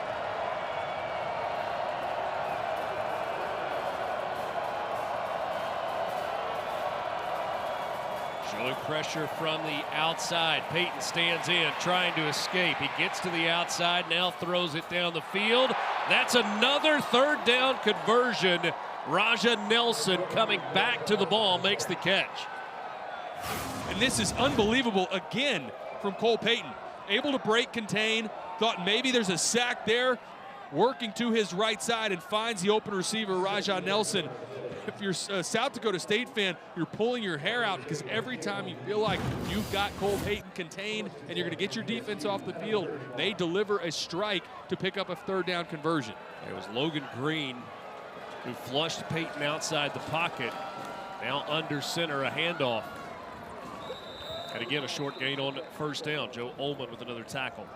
And that was the element when we talked to defensive coordinator Brian Bergstrom. He said there's a number of ways that you can try to move Cole Payton, off of his platform, but getting him outside the pocket is just the first step. You have to get him to the ground or force an incompletion.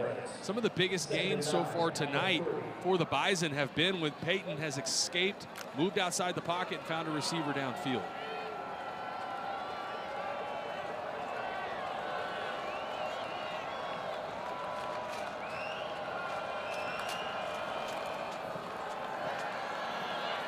Peyton with time, he throws down the field, and it's intercepted.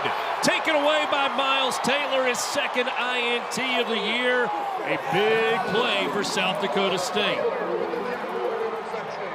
19th total takeaway of the season. They're trying to get this to Bryce Lance. Ball's just overthrown a little bit, and how about that play on the back end from Miles Taylor? The ball actually came up in the air, and Kobe Bretz is who comes down with this. I don't think this ball ever touches the turf. Media. So it's Bretz that gets credit for the interception. A big play for the defense. South Dakota State's turn when we come back.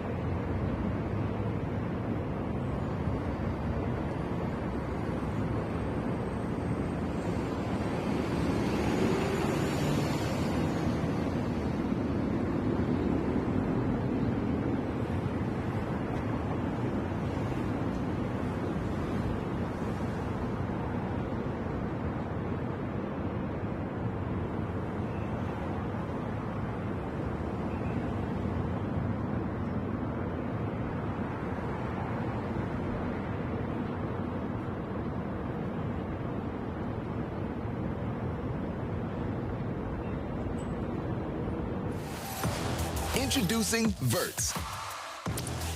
Swipe for news and highlights.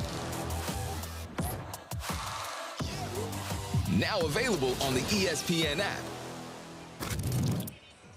After an interception, the good news for South Dakota State, they kept the Bison out of the infield. They come up with a turnover.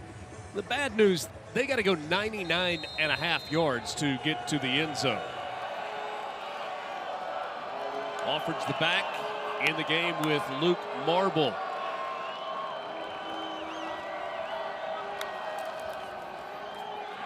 Give us to Loffridge. And Loffridge churning his legs, gets out to the 9. Let's check in with Tori Petrie.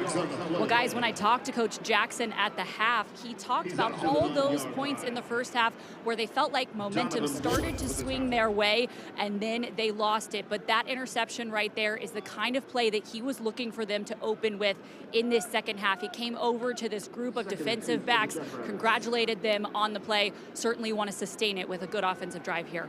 See 9 interceptions in the last 3 games for this Jackrabbits defense. Back to the ground, Loffridge falling forward. Donovan Woolen and Logan Kopp combining on the tackle for the Bison. Going to bring up 3rd down and less than a yard. Torrey talked to us coming out of half about how this staff said you need to get Jack Henry involved in the quarterback run game. Surprised that we have not seen that a little more in this game. That's an element that they had a little more of with Chase Mason. With him out, Luke Marble, so they wanted to take some shots off of him. So few options, though, with just 21 total plays in the first half. Loffridge again. He's got enough for the first down and pushes the pile. Those big offensive linemen involved. They take it out across the 15 to the 17-yard line, and a first down after the gain of 7. Good effort in the interior. Good job by this offensive line, leaning, making sure they pick up that first down. And now we do see Jack Henry, the redshirt freshman from Del Rapids, South Dakota, check back into the game at quarterback. Hard to miss with those bright colored shoes. Please set the play clock to 40 seconds. Jack Henry made an impression on his teammates a year ago. Did not play in a game, but he was the scout team quarterback in 3 different times. He was named the offensive scout team player of the week. Henry hands it off and bouncing it to the outside. Josiah Johnson, that's another freshman. He's out of Milwaukee, Wisconsin. An inner city Milwaukee kid, not heavily recruited. A little raw, but they really like the upside for Josiah Johnson, who's having to step up again with Brendan Begeman out at running back. How about number 6, Jalen Crumby? His pursuit flashes on tape any game that you watch for the Bison. Good example of it right there in a good open field tackle. So Jack Henry stays in the game at quarterback, and he's got the freshman Josiah Johnson off to his left. And Henry's going to take off himself.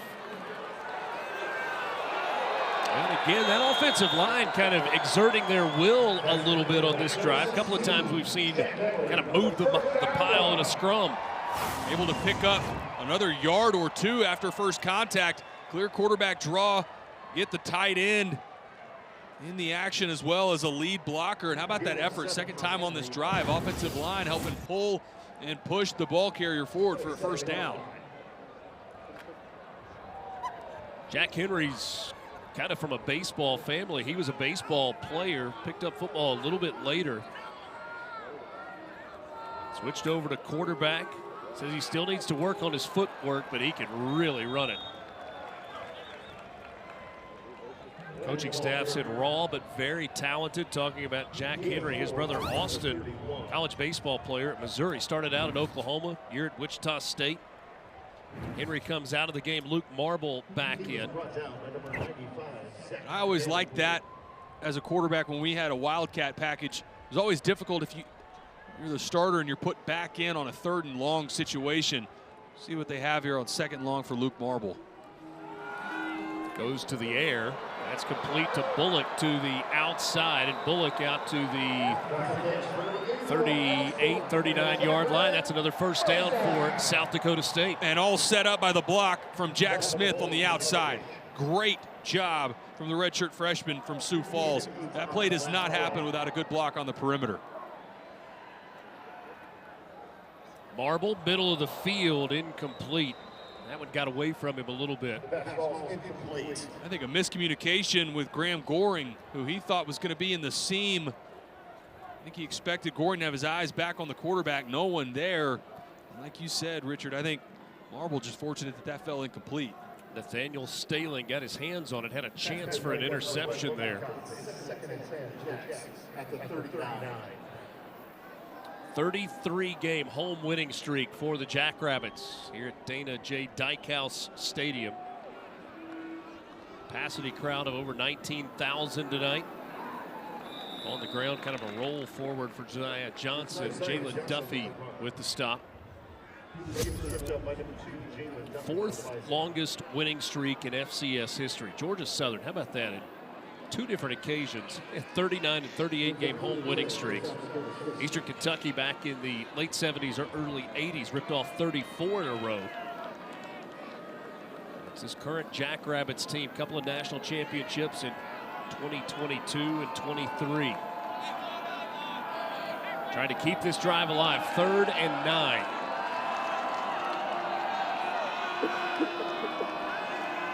Marble pressure, and he's dropped for a big loss.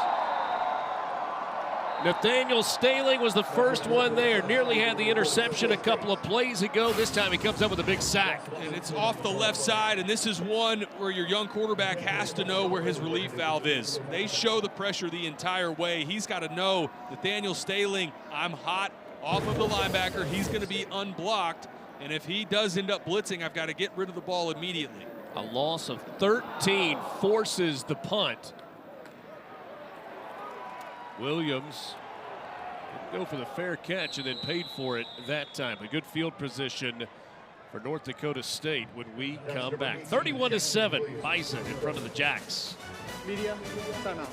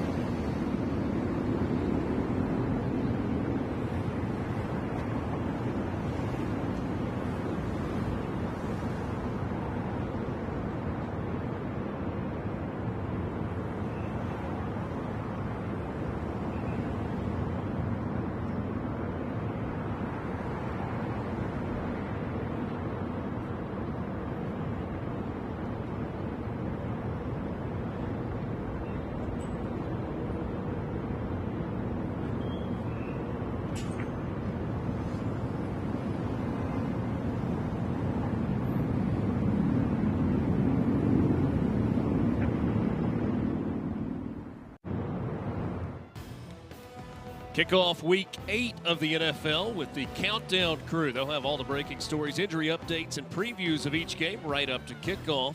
Sunday NFL Countdown tomorrow at 10 Eastern on ESPN and the all-new ESPN app. And then on Monday night, it's Commanders and Chiefs. Monday Night Football, 8 Eastern, 5 Pacific on ABC, ESPN, ESPN Deportes, and the ESPN app, plus the Manning Cast on ESPN2. Coverage kicks off with Monday Night Countdown live from Arrowhead. If you wrote the Chiefs off, you might have done that a little prematurely. 4-1 over their last 5. And the numbers for Patrick Mahomes, well, they're Patrick Mahomes-like over the last 5 games.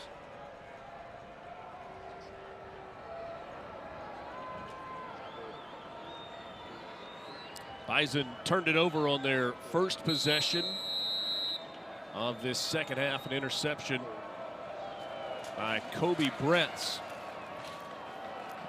DJ Scott into the game, and he'll carry it across out to the 42, across the 40 out to the 42. 8 of 4 on first down.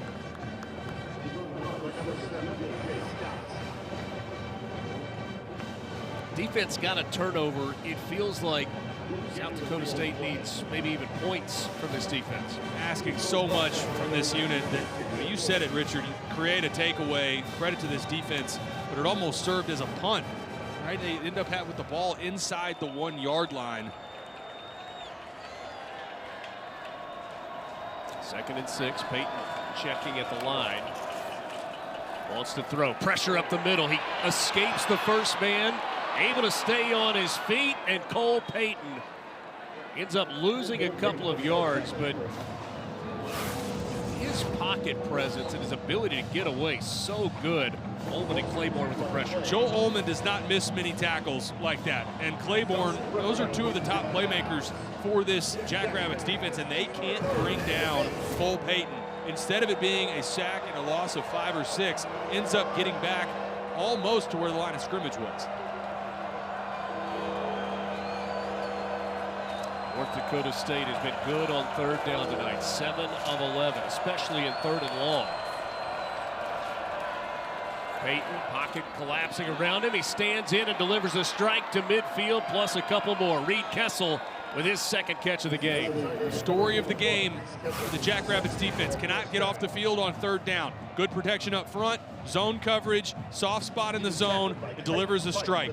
Reese Kessel has been a revelation for that tight end room as well. When Carson Williams was out, the redshirt freshman from Fargo stepped up in a big way. Been one of the top targets for Cole Payton the last few weeks. South High School for Reese Kessel. Bison needed 7, they got 17. Not much there for DJ Scott on 1st down. Ripperdahl with the tackle, transfer in from Northern Illinois. Another one of the emotional leaders for this bunch. Ripperdahl off of that defensive end position. Biggest play of the season for him. That Youngstown State strip sack. They were down 14-0 in that game, came back to get a win. This team has faced adversity, but it is getting late early here at home. 2 minutes left in the 3rd quarter. A 24-point lead for North Dakota State. On 2nd and 9, Peyton will keep it. He's hit hard on that play. McShane cleaned it up. The first man there was Joe Ullman. The linebackers tag teaming there. Now an opportunity. How many times have we said this tonight, Richard? Chance to get off the field. On 3rd and 8, another 3rd down and long. We've seen South Dakota State bring pressure. We've seen them drop 8. A couple different looks. Do they have anything dialed up where they can get home on Cole Payton and affect him? 8 of 12 on 3rd down. Trips at the top of your screen. That's Lance that was moving. Peyton stands in, and this one incomplete. Kessel couldn't haul it in, headed in the breadbasket. Aiden Dodderman, good coverage from the 3rd string corner. Coming right at you, fighting back through. That's a mismatch because he's up against Reese Kessel, who's at 6'5", 240, having to play through the back of the tight end. Good coverage from Dodderman. Miles Taylor is the return man for South Dakota State. He stands at the 8-yard line.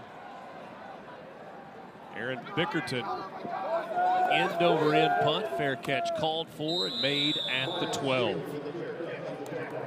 59 seconds left in the 3rd quarter. Jackrabbits, long way to go, and it's getting late. Timeout.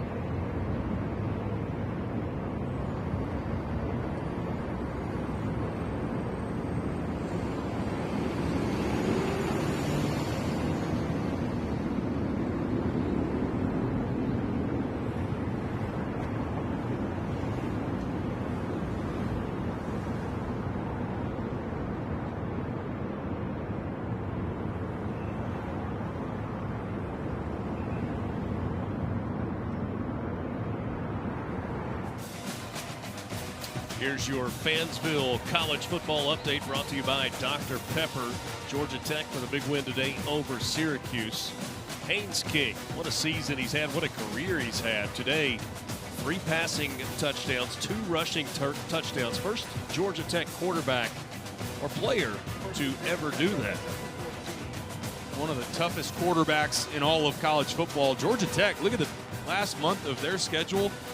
That's a team that I think we're going to see in the playoff. I know that's not a surprise at this point, but for anybody that hasn't been paying attention to Georgia Tech, they have a clear path to not only getting to the ACC championship, but being in the 12-team playoff.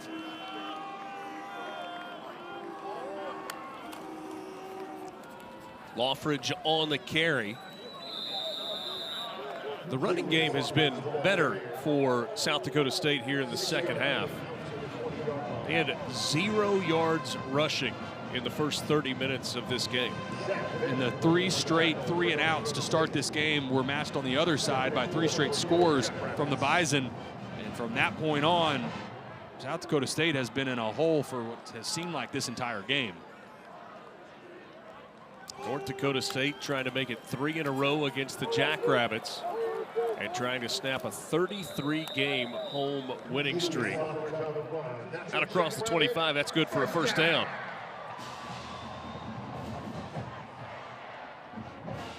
See if South Dakota State tries to get off one more play before the end of the quarter. Still in the huddle, probably not going to have time to do that as the clock ticks down. 15 minutes remaining in the Dakota marker game. Will that Dakota marker be headed back to Fargo? Looking that way unless the Jackrabbits can find a miracle.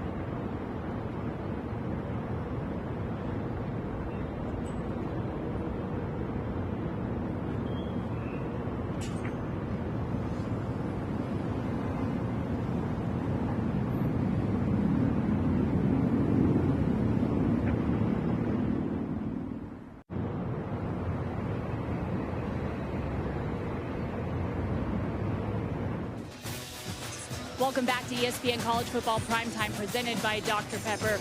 Coach, we talked at the half about momentum and needing to get it back on your side. What do you need to do to be able to close this one out with a win? I think the defense is doing a good job. We've got a bunch of stops and interception right there. The offense is starting to get it going a little bit, so we got to finish a score opportunity here, get the 2-point conversion, and just get it rolling, one play at a time. Thank you, Coach. Thank you. Thanks, Tori. On the field with Dan Jackson, the head coach at South Dakota State. Jackrabbits trailing 31-7. Playing tonight without their starting quarterback Chase Mason. Luke Marble filling that role in the absence of Mason. They expect to get him back very much week to week, even day to day right now, after a foot injury in the game against Murray State last week. Marble steps in, throws down the sideline, and a flag comes in. It'll be pass interference intended for Alex Bullock. Well, we've got a chance. Want to mention this. This was a tough week for a lot of folks in the Brookings, South Dakota community. Defense, number 24, 15 yards from the previous spot. Automatic, first down. Jeremy Deutsch is the co-owner at Cubby's, which is a college bar in this campus area. Former South Dakota State baseball player. Had a pretty significant health diagnosis. Watching tonight from Rochester, Minnesota. They put together a GoFundMe for him, and this community has rallied to raise about $90,000 for him and for his family in just the last couple of days. We want to wish our best to Jeremy and the medical team that is working with him. Talked to some folks in the community. They said Jeremy Deutsch, he is a fighter, going to try to fight through this as well. And so a lot of folks in Brookings thinking about Jeremy Deutsch. That defense comes up with another play for North Dakota State. Defensive line stepping up again. It's been that way all night, even when the Bison have decided not to blitz at front, which, remember, they're without their emotional leader up front, Jackson Dudenheffer. They call duty. Said he will travel. He's on the sidelines here tonight. They've done a nice job without him, though. Big run after the catch. Got the sack yardage back and then some. And so a third down and manageable after, what, 2nd and 20. It'll be a holding bringing this back. Holding. Offense. Number 54. 10-yard penalty from the spot of the foul. Repeat, 2nd down. They get the redshirt freshman Shane Willenbring, the center, who's out in space on that screen. It's been that kind of night for the Jackrabbits. Feels like any type of momentum that they start to build, either a negative play, a sack, something that goes in the opposite direction. So instead of 3rd and 4, it's now 2nd and 21. Basinger in the game in the backfield with Luke Marble.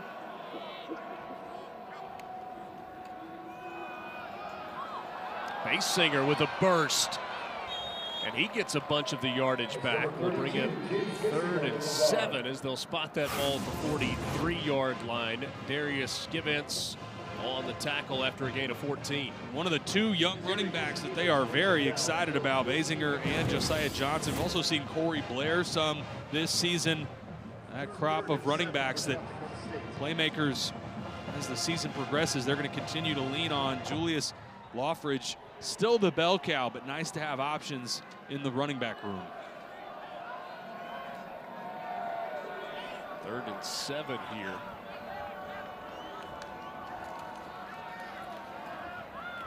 On the ground, straight ahead this time for Luke Marble. Bring up a 4th down, and certainly you would expect the offense to stay on the field. Logan Kopp with the tackle. That was actually Jack Henry, I beg your pardon, on the run that time. See if they keep Jack Henry in the game. At a 4th and 3, we have not seen him put the ball in the air. Is there any sort of wrinkle? Play action, obviously, there.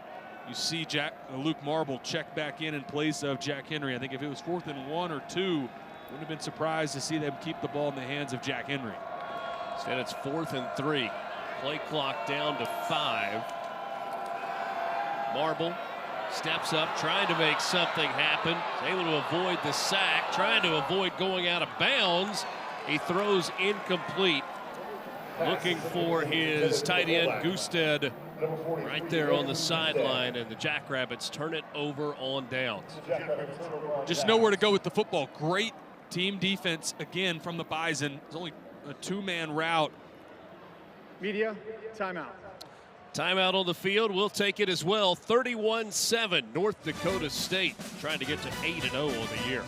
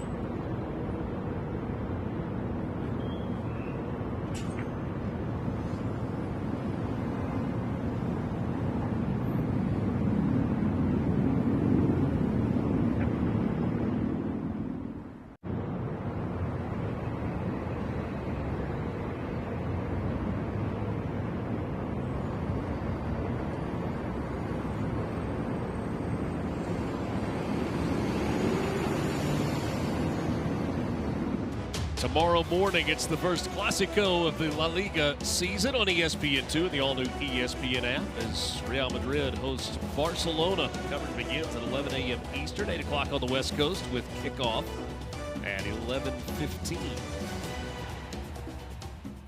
That'll be available on the plane flying home tomorrow. 31-7, North Dakota State with the lead and the ball on the plus side of the field. 398 total yards of offense tonight, and there he goes again. Cole Payton to the house. Fourth rushing touchdown for the Bison quarterback, this time from 47 yards out. Haven't been able to stop him all night running the football. Credit to the offensive line on the left side. Hat on a hat. Look at that hole on the left side, untouched all the way to the end zone, and what a night for Cole Payton. A career-high 131 rushing yards for the fifth-year senior from Omaha, Nebraska.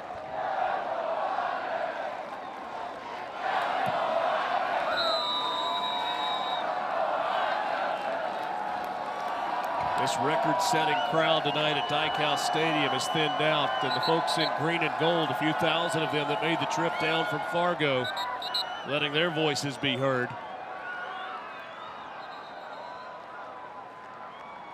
So Taylor, a 47-yard touchdown run. What you got? They get a seal right here, that block right here. When they clear that out, that is the only defender on the left side of the field. You pick up that boundary safety, there's nobody left. And it just speaks to, again, the sound blocking schemes and the physicality that the Bison have played with all night. It's fine to have schemes. That's one thing. But The Bison offensive line and receivers, running backs, anybody that's been involved in the ground game, they have been so good at being violent at the point of attack, blocking. And then you have a guy like Cole Payton that how many times have we seen tonight, first defender gets to him and they can't bring him down, or even second and third defender. Made it easy on that play. Good block on the edge, and it was all speed to the end zone from Payton. Career high 4 rushing touchdowns. Does not have a passing touchdown in this game. He's up to 10 rushing touchdowns on the year.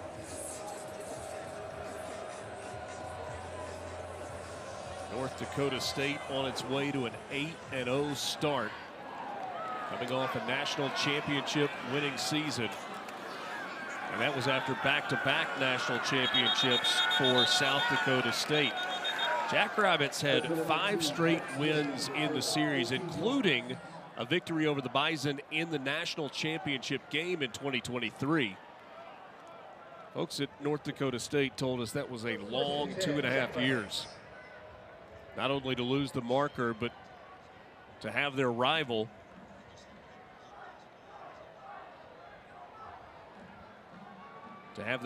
win the title.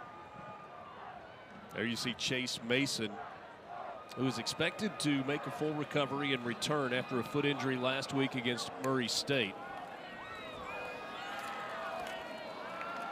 He put on a brave face before the game tonight, but visiting with him, you could tell that he was disappointed not to have the opportunity to play in this game, certainly in his senior season. But he told me, he's like, hey, this isn't the only time we're going to see these guys this year. Well, I don't think there's any question that if South Dakota State, after this game, can rally themselves, get off the mat, and make a run, which we all expect them to, I think you're exactly right. The way that this North Dakota State team is playing right now, I'm not sure there's any team in the country that's capable of beating them if they play the way that they did tonight.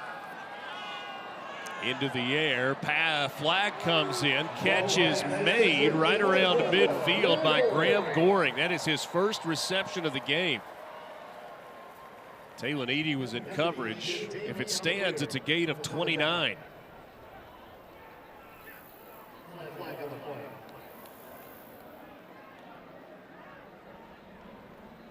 Holding. Defense, number 24. That penalty is declined. The result of the play, first down. Gonna look at the coverage. Anthony Jimmy Alfaro on the left side.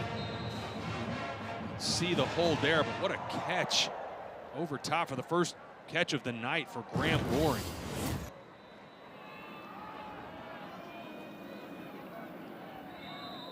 Across midfield, Edie and Woolen combined on the tackle. Doesn't it feel like also that this team kind of matches the identity of their head coach in Tim Polasek?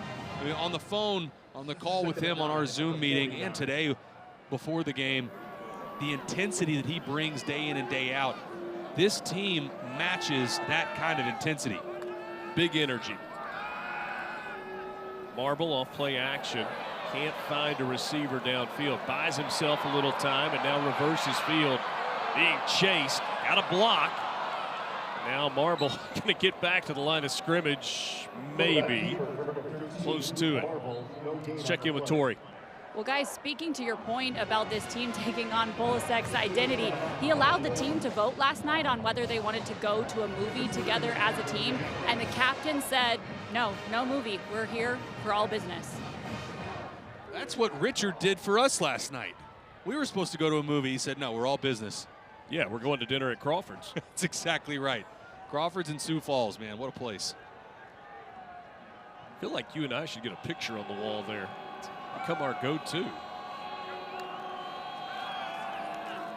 Swing pass. Open field for James Basinger. Big play there for the Jackrabbits. Officials timeout for an injured defensive player. Good play for the young running back, finding a little bit of space. It's like we've got a defender down. Austin Altapeter is the injured player for North Dakota State. So an injury timeout on the field.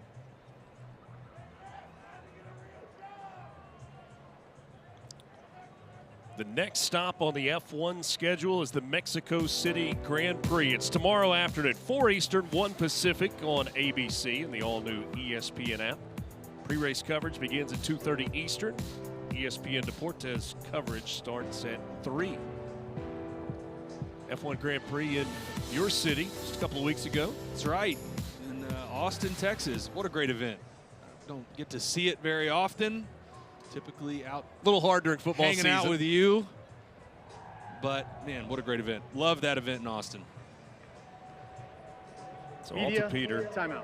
still down on the field. The junior from Fargo, North Dakota, played at Moorhead High School. We'll take a break while he's down on the field with 9:24 to play.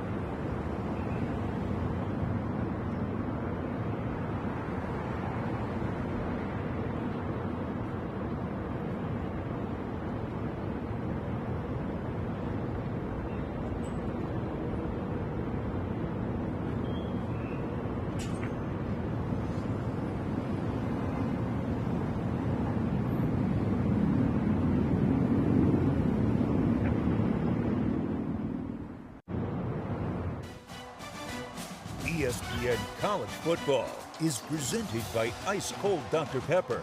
College football, it's a pepper thing.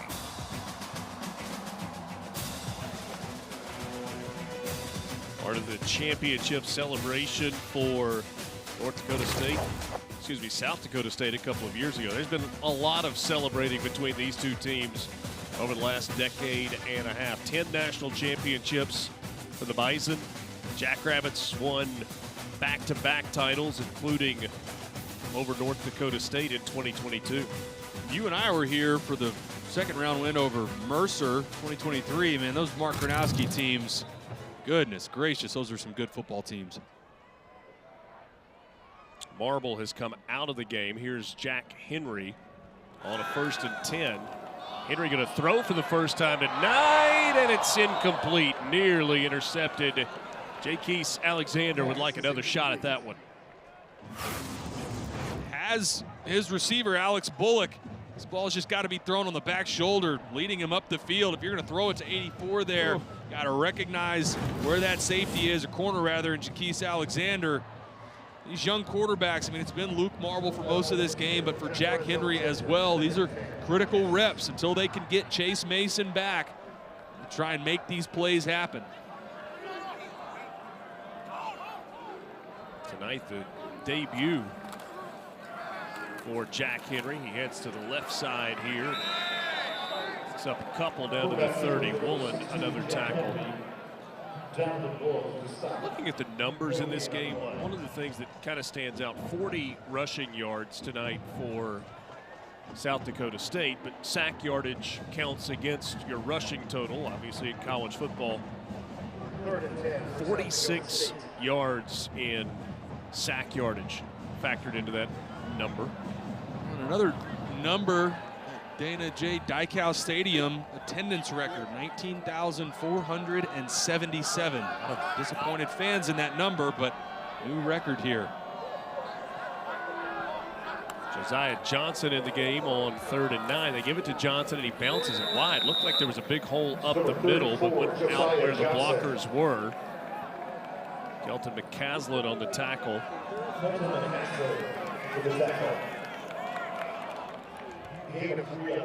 4th down coming here. 8:03 to play and running.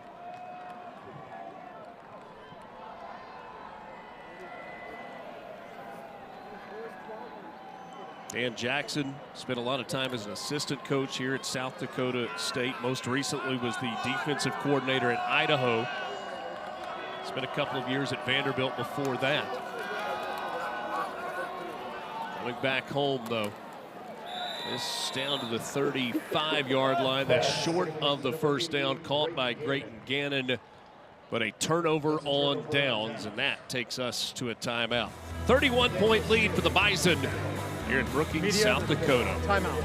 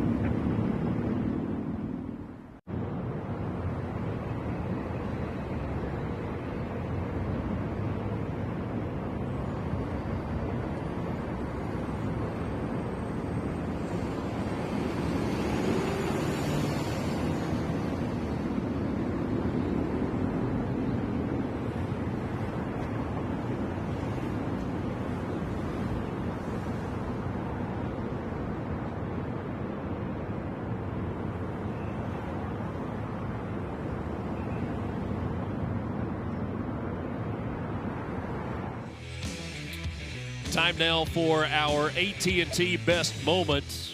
I should call it Best Moments because that's what it has been tonight for Cole Payton, running the football. Career-high rushing yards and rushing touchdowns. He told us his favorite plays were the design +1 quarterback run game, and my goodness, did it show up tonight. It's been a huge element of his game coming in through this rivalry game. 131 on the ground, 4 touchdowns, all career highs. I think that's something, especially later in the season when you would imagine in the playoffs where this team, you would think, will get tested. That will be something they'll continue to lean on. Raja Nelson was lined up in the backfield. Cole Payton stays in this game, and he's going to add to his rushing total. Let's go down and check in with Torrey Petrie. Well, guys, it cannot be overstated how much it means to Cole Payton to be able to play in this game.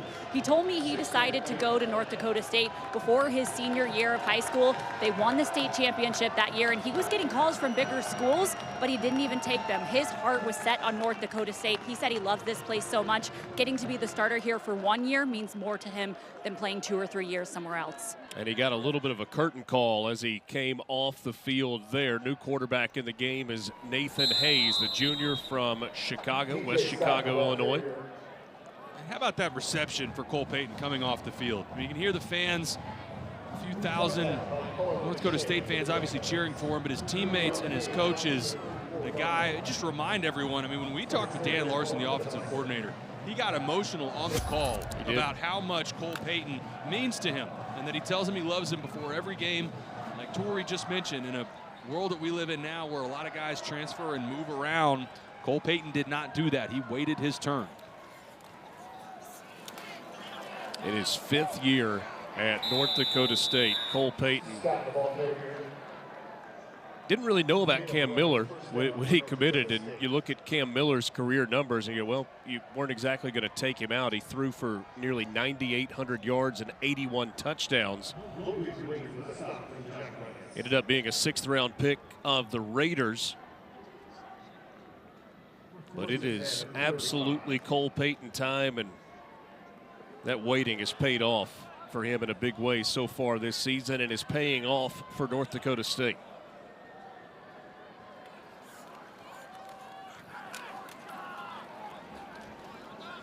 Pinu, as the clock continues to run, down close to 5.5 minutes remaining.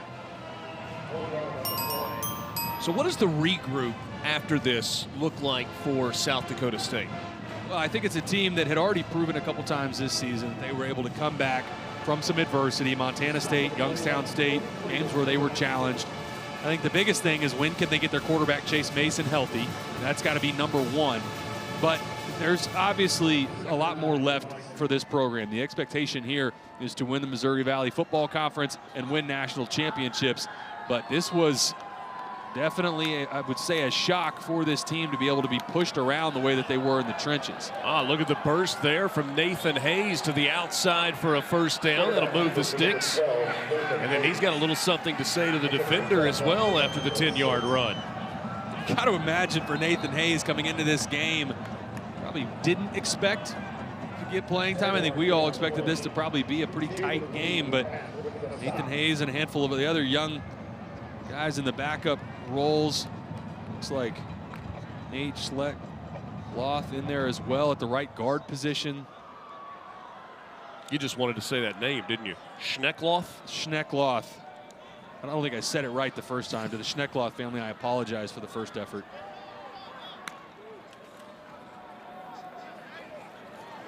To the outside into midfield.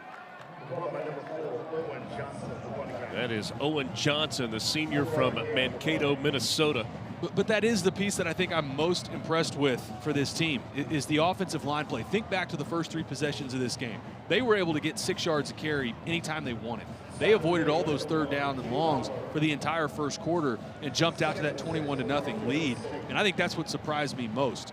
South Dakota State came into this game saying our defensive line was our strength, and North Dakota State said, we don't care about that. We're going to run it right at you for the entire first quarter. Starting group of Bo Johnson, Nate Tostad, Trent Fraley, Griffin Impey, and Josh Maggin. Ryan Babbitt's got a good bit of playing time tonight as well, moving into that left tackle spot and kind of moving Bo Johnson down to a guard. But I agree with you, an incredibly impressive performance by the Big Uglies. And that's the piece when you have to travel and you're playing rivalry games or you're playing a top opponent at any level. I don't care if it's high school, college, NFL. If you've got an offensive line group that can be that violent and that sound in their blocking schemes, you can beat anybody. And this North Dakota State team, I'm not sure that there's a front out there in FCS football that's going to be able to stop these guys. If they play the way that they did tonight, I'm not sure that there's a loss on their schedule. Said early in this ball game that North Dakota State largely this season was untested Were they tested tonight? If you looked at the score, you'd say, no, they weren't tested. But to come into a place like this, a capacity crowd, your rivalry game, and play the way that they did, they were tested early. They just answered the bell, and they played better. Passed with flying colors. Exactly. I mean, if you look down the schedule, they came into this game, their closest contest, you had to go all the way back, 17-point win at Illinois State. Looks like they're going to take this down to the 2-minute timeout. But they've been dominating all season and again here tonight. 31-point lead for North Dakota State as we go to the final 2 minutes of this ball game. The Dakota marker.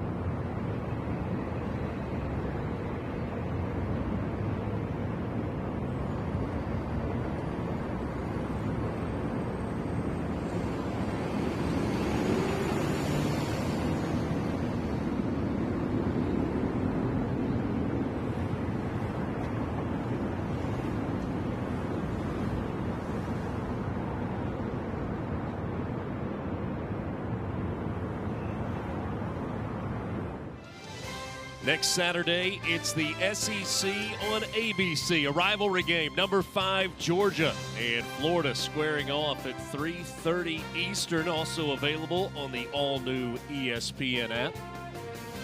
Rivalry series that goes back a long way. 104th meeting with Georgia leading the all-time series. Dogs have won 4 in a row against the Gators. So the big news in college football last weekend.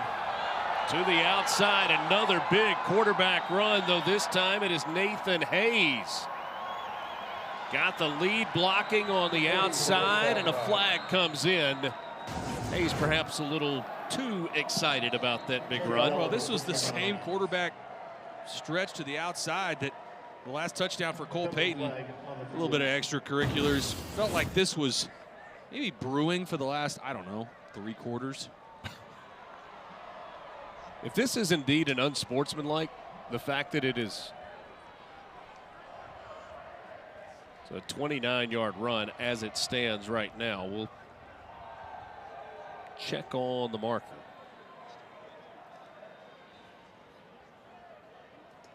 Long discussion here.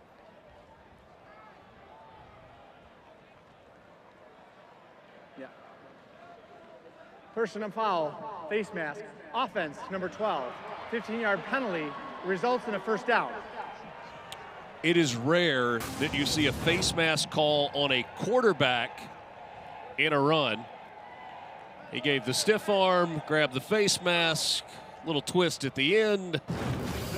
Told him about it. That'll cost you 15. They got the call right. It's just usually not Absolutely. called, but there's no doubt about that one. And it was out of bounds? Yes. David Hergert leaving his ref mic on a little longer there.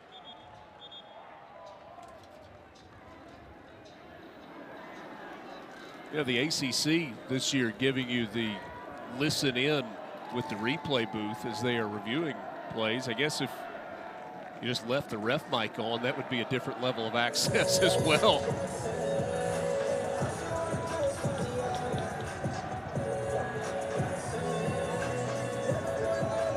Looks as if North Dakota State is set to go into a victory formation and just run the clock out. Correction, the foul was at the 16-yard line. The foul will be enforced from the spot of the foul. Still results in a first down. All right, so the foul happened at the 16-yard line. Which I always love when they have to go back to the spot and then step it off. I think they're still off a yard if it was at the 16 because they marked it at the 32. I'm not a big math guy, but it feels like they might be a yard off there. We'll let it slide at this point.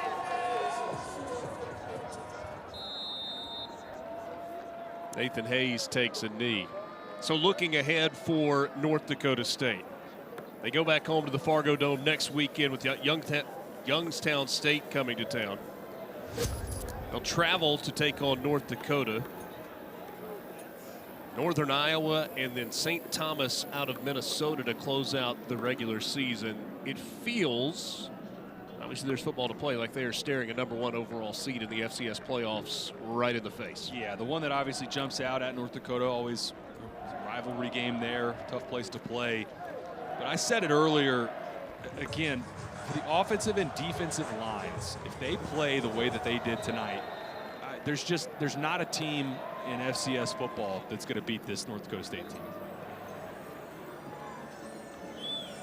Some of the key dates that we'll watch coming up. The new top 10 will be released on November 5th. You get the FCS playoff selection show on the 23rd. First round of the FCS playoffs begin on November 29th. And then the championship will be crowned right after the new year, January 5th. They are all at about the 20-yard line getting ready to go find the marker. And there they go. And the marker is not a lightweight trophy. 75 pounds of red quartzite. A smaller version of the red quartzite markers that dot the state line, the dividing line between North and South Dakota every half mile. Some 300 plus of them stretching the width of this state and the border between the two states. The marker is headed back to Fargo.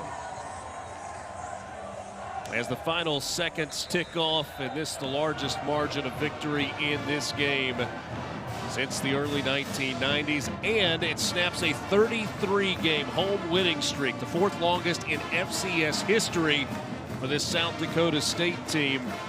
They've got to regroup. Let's go downstairs and check in with Tori Petrie. Tori? Thanks, Richard. Coach, for the second year in a row, the marker goes home to North Dakota State. What did it take to get it done today? Well, an unbelievable week of preparation. You know, one thing about us is we practice and we value practicing.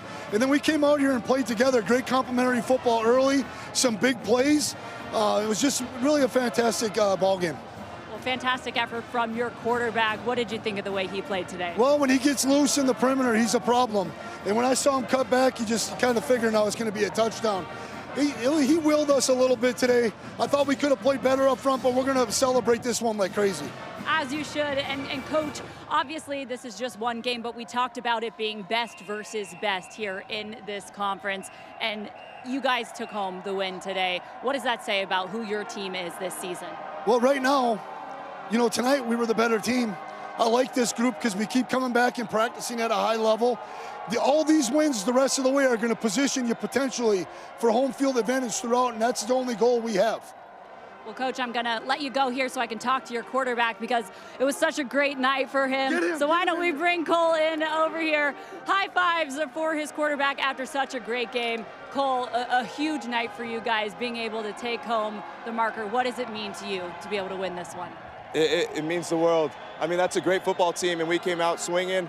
That was something we needed to work on these last couple of weeks. We were coming out flat, and so to come out swinging, to convert on third downs, that was huge. And just shout out to, the O-line grinding their butts off. Bryce Lance and the wide receiver making plays, and that was just such a fun time. What kind of confidence does it give your group going into the rest of this season and what may be ahead to be able to say that you won this one versus number 2? Yeah, I mean, it's not easy to come in here. It's hostile, it's loud, like we were talking about before. And so, yeah, we're going to keep that chip on our shoulder because our best game is still out there. Our best game is still out there, and so we're going to continue to try to strive and reach our full potential. You waited 4 years for this moment. Obviously, the season isn't done, but this is such a huge rivalry game that you guys look forward to playing in every single year, and you got your chance tonight to take home the win as the starter at North Dakota State. What does that mean to you? It means the world. It's an honor, and just to make the most out of an opportunity like this, and I just love this team. I love these guys, and so excited, so excited. Congratulations. Thank you so much. Cole Payton had to wait his turn. It was a wait that was worthwhile. A monster game for him tonight. 4 rushing touchdowns, over 100 yards on the ground, 243 through the air. So long from South Dakota. Our final score tonight, 38-7. North Dakota State wins it over South Dakota State. Coming up next, it's the Magic City Classic as Alabama A&M takes on Alabama State. For Taylor McHargue, Tori Petrie, and our entire ESPN crew, I'm Richard Cross. Good night from Brookings.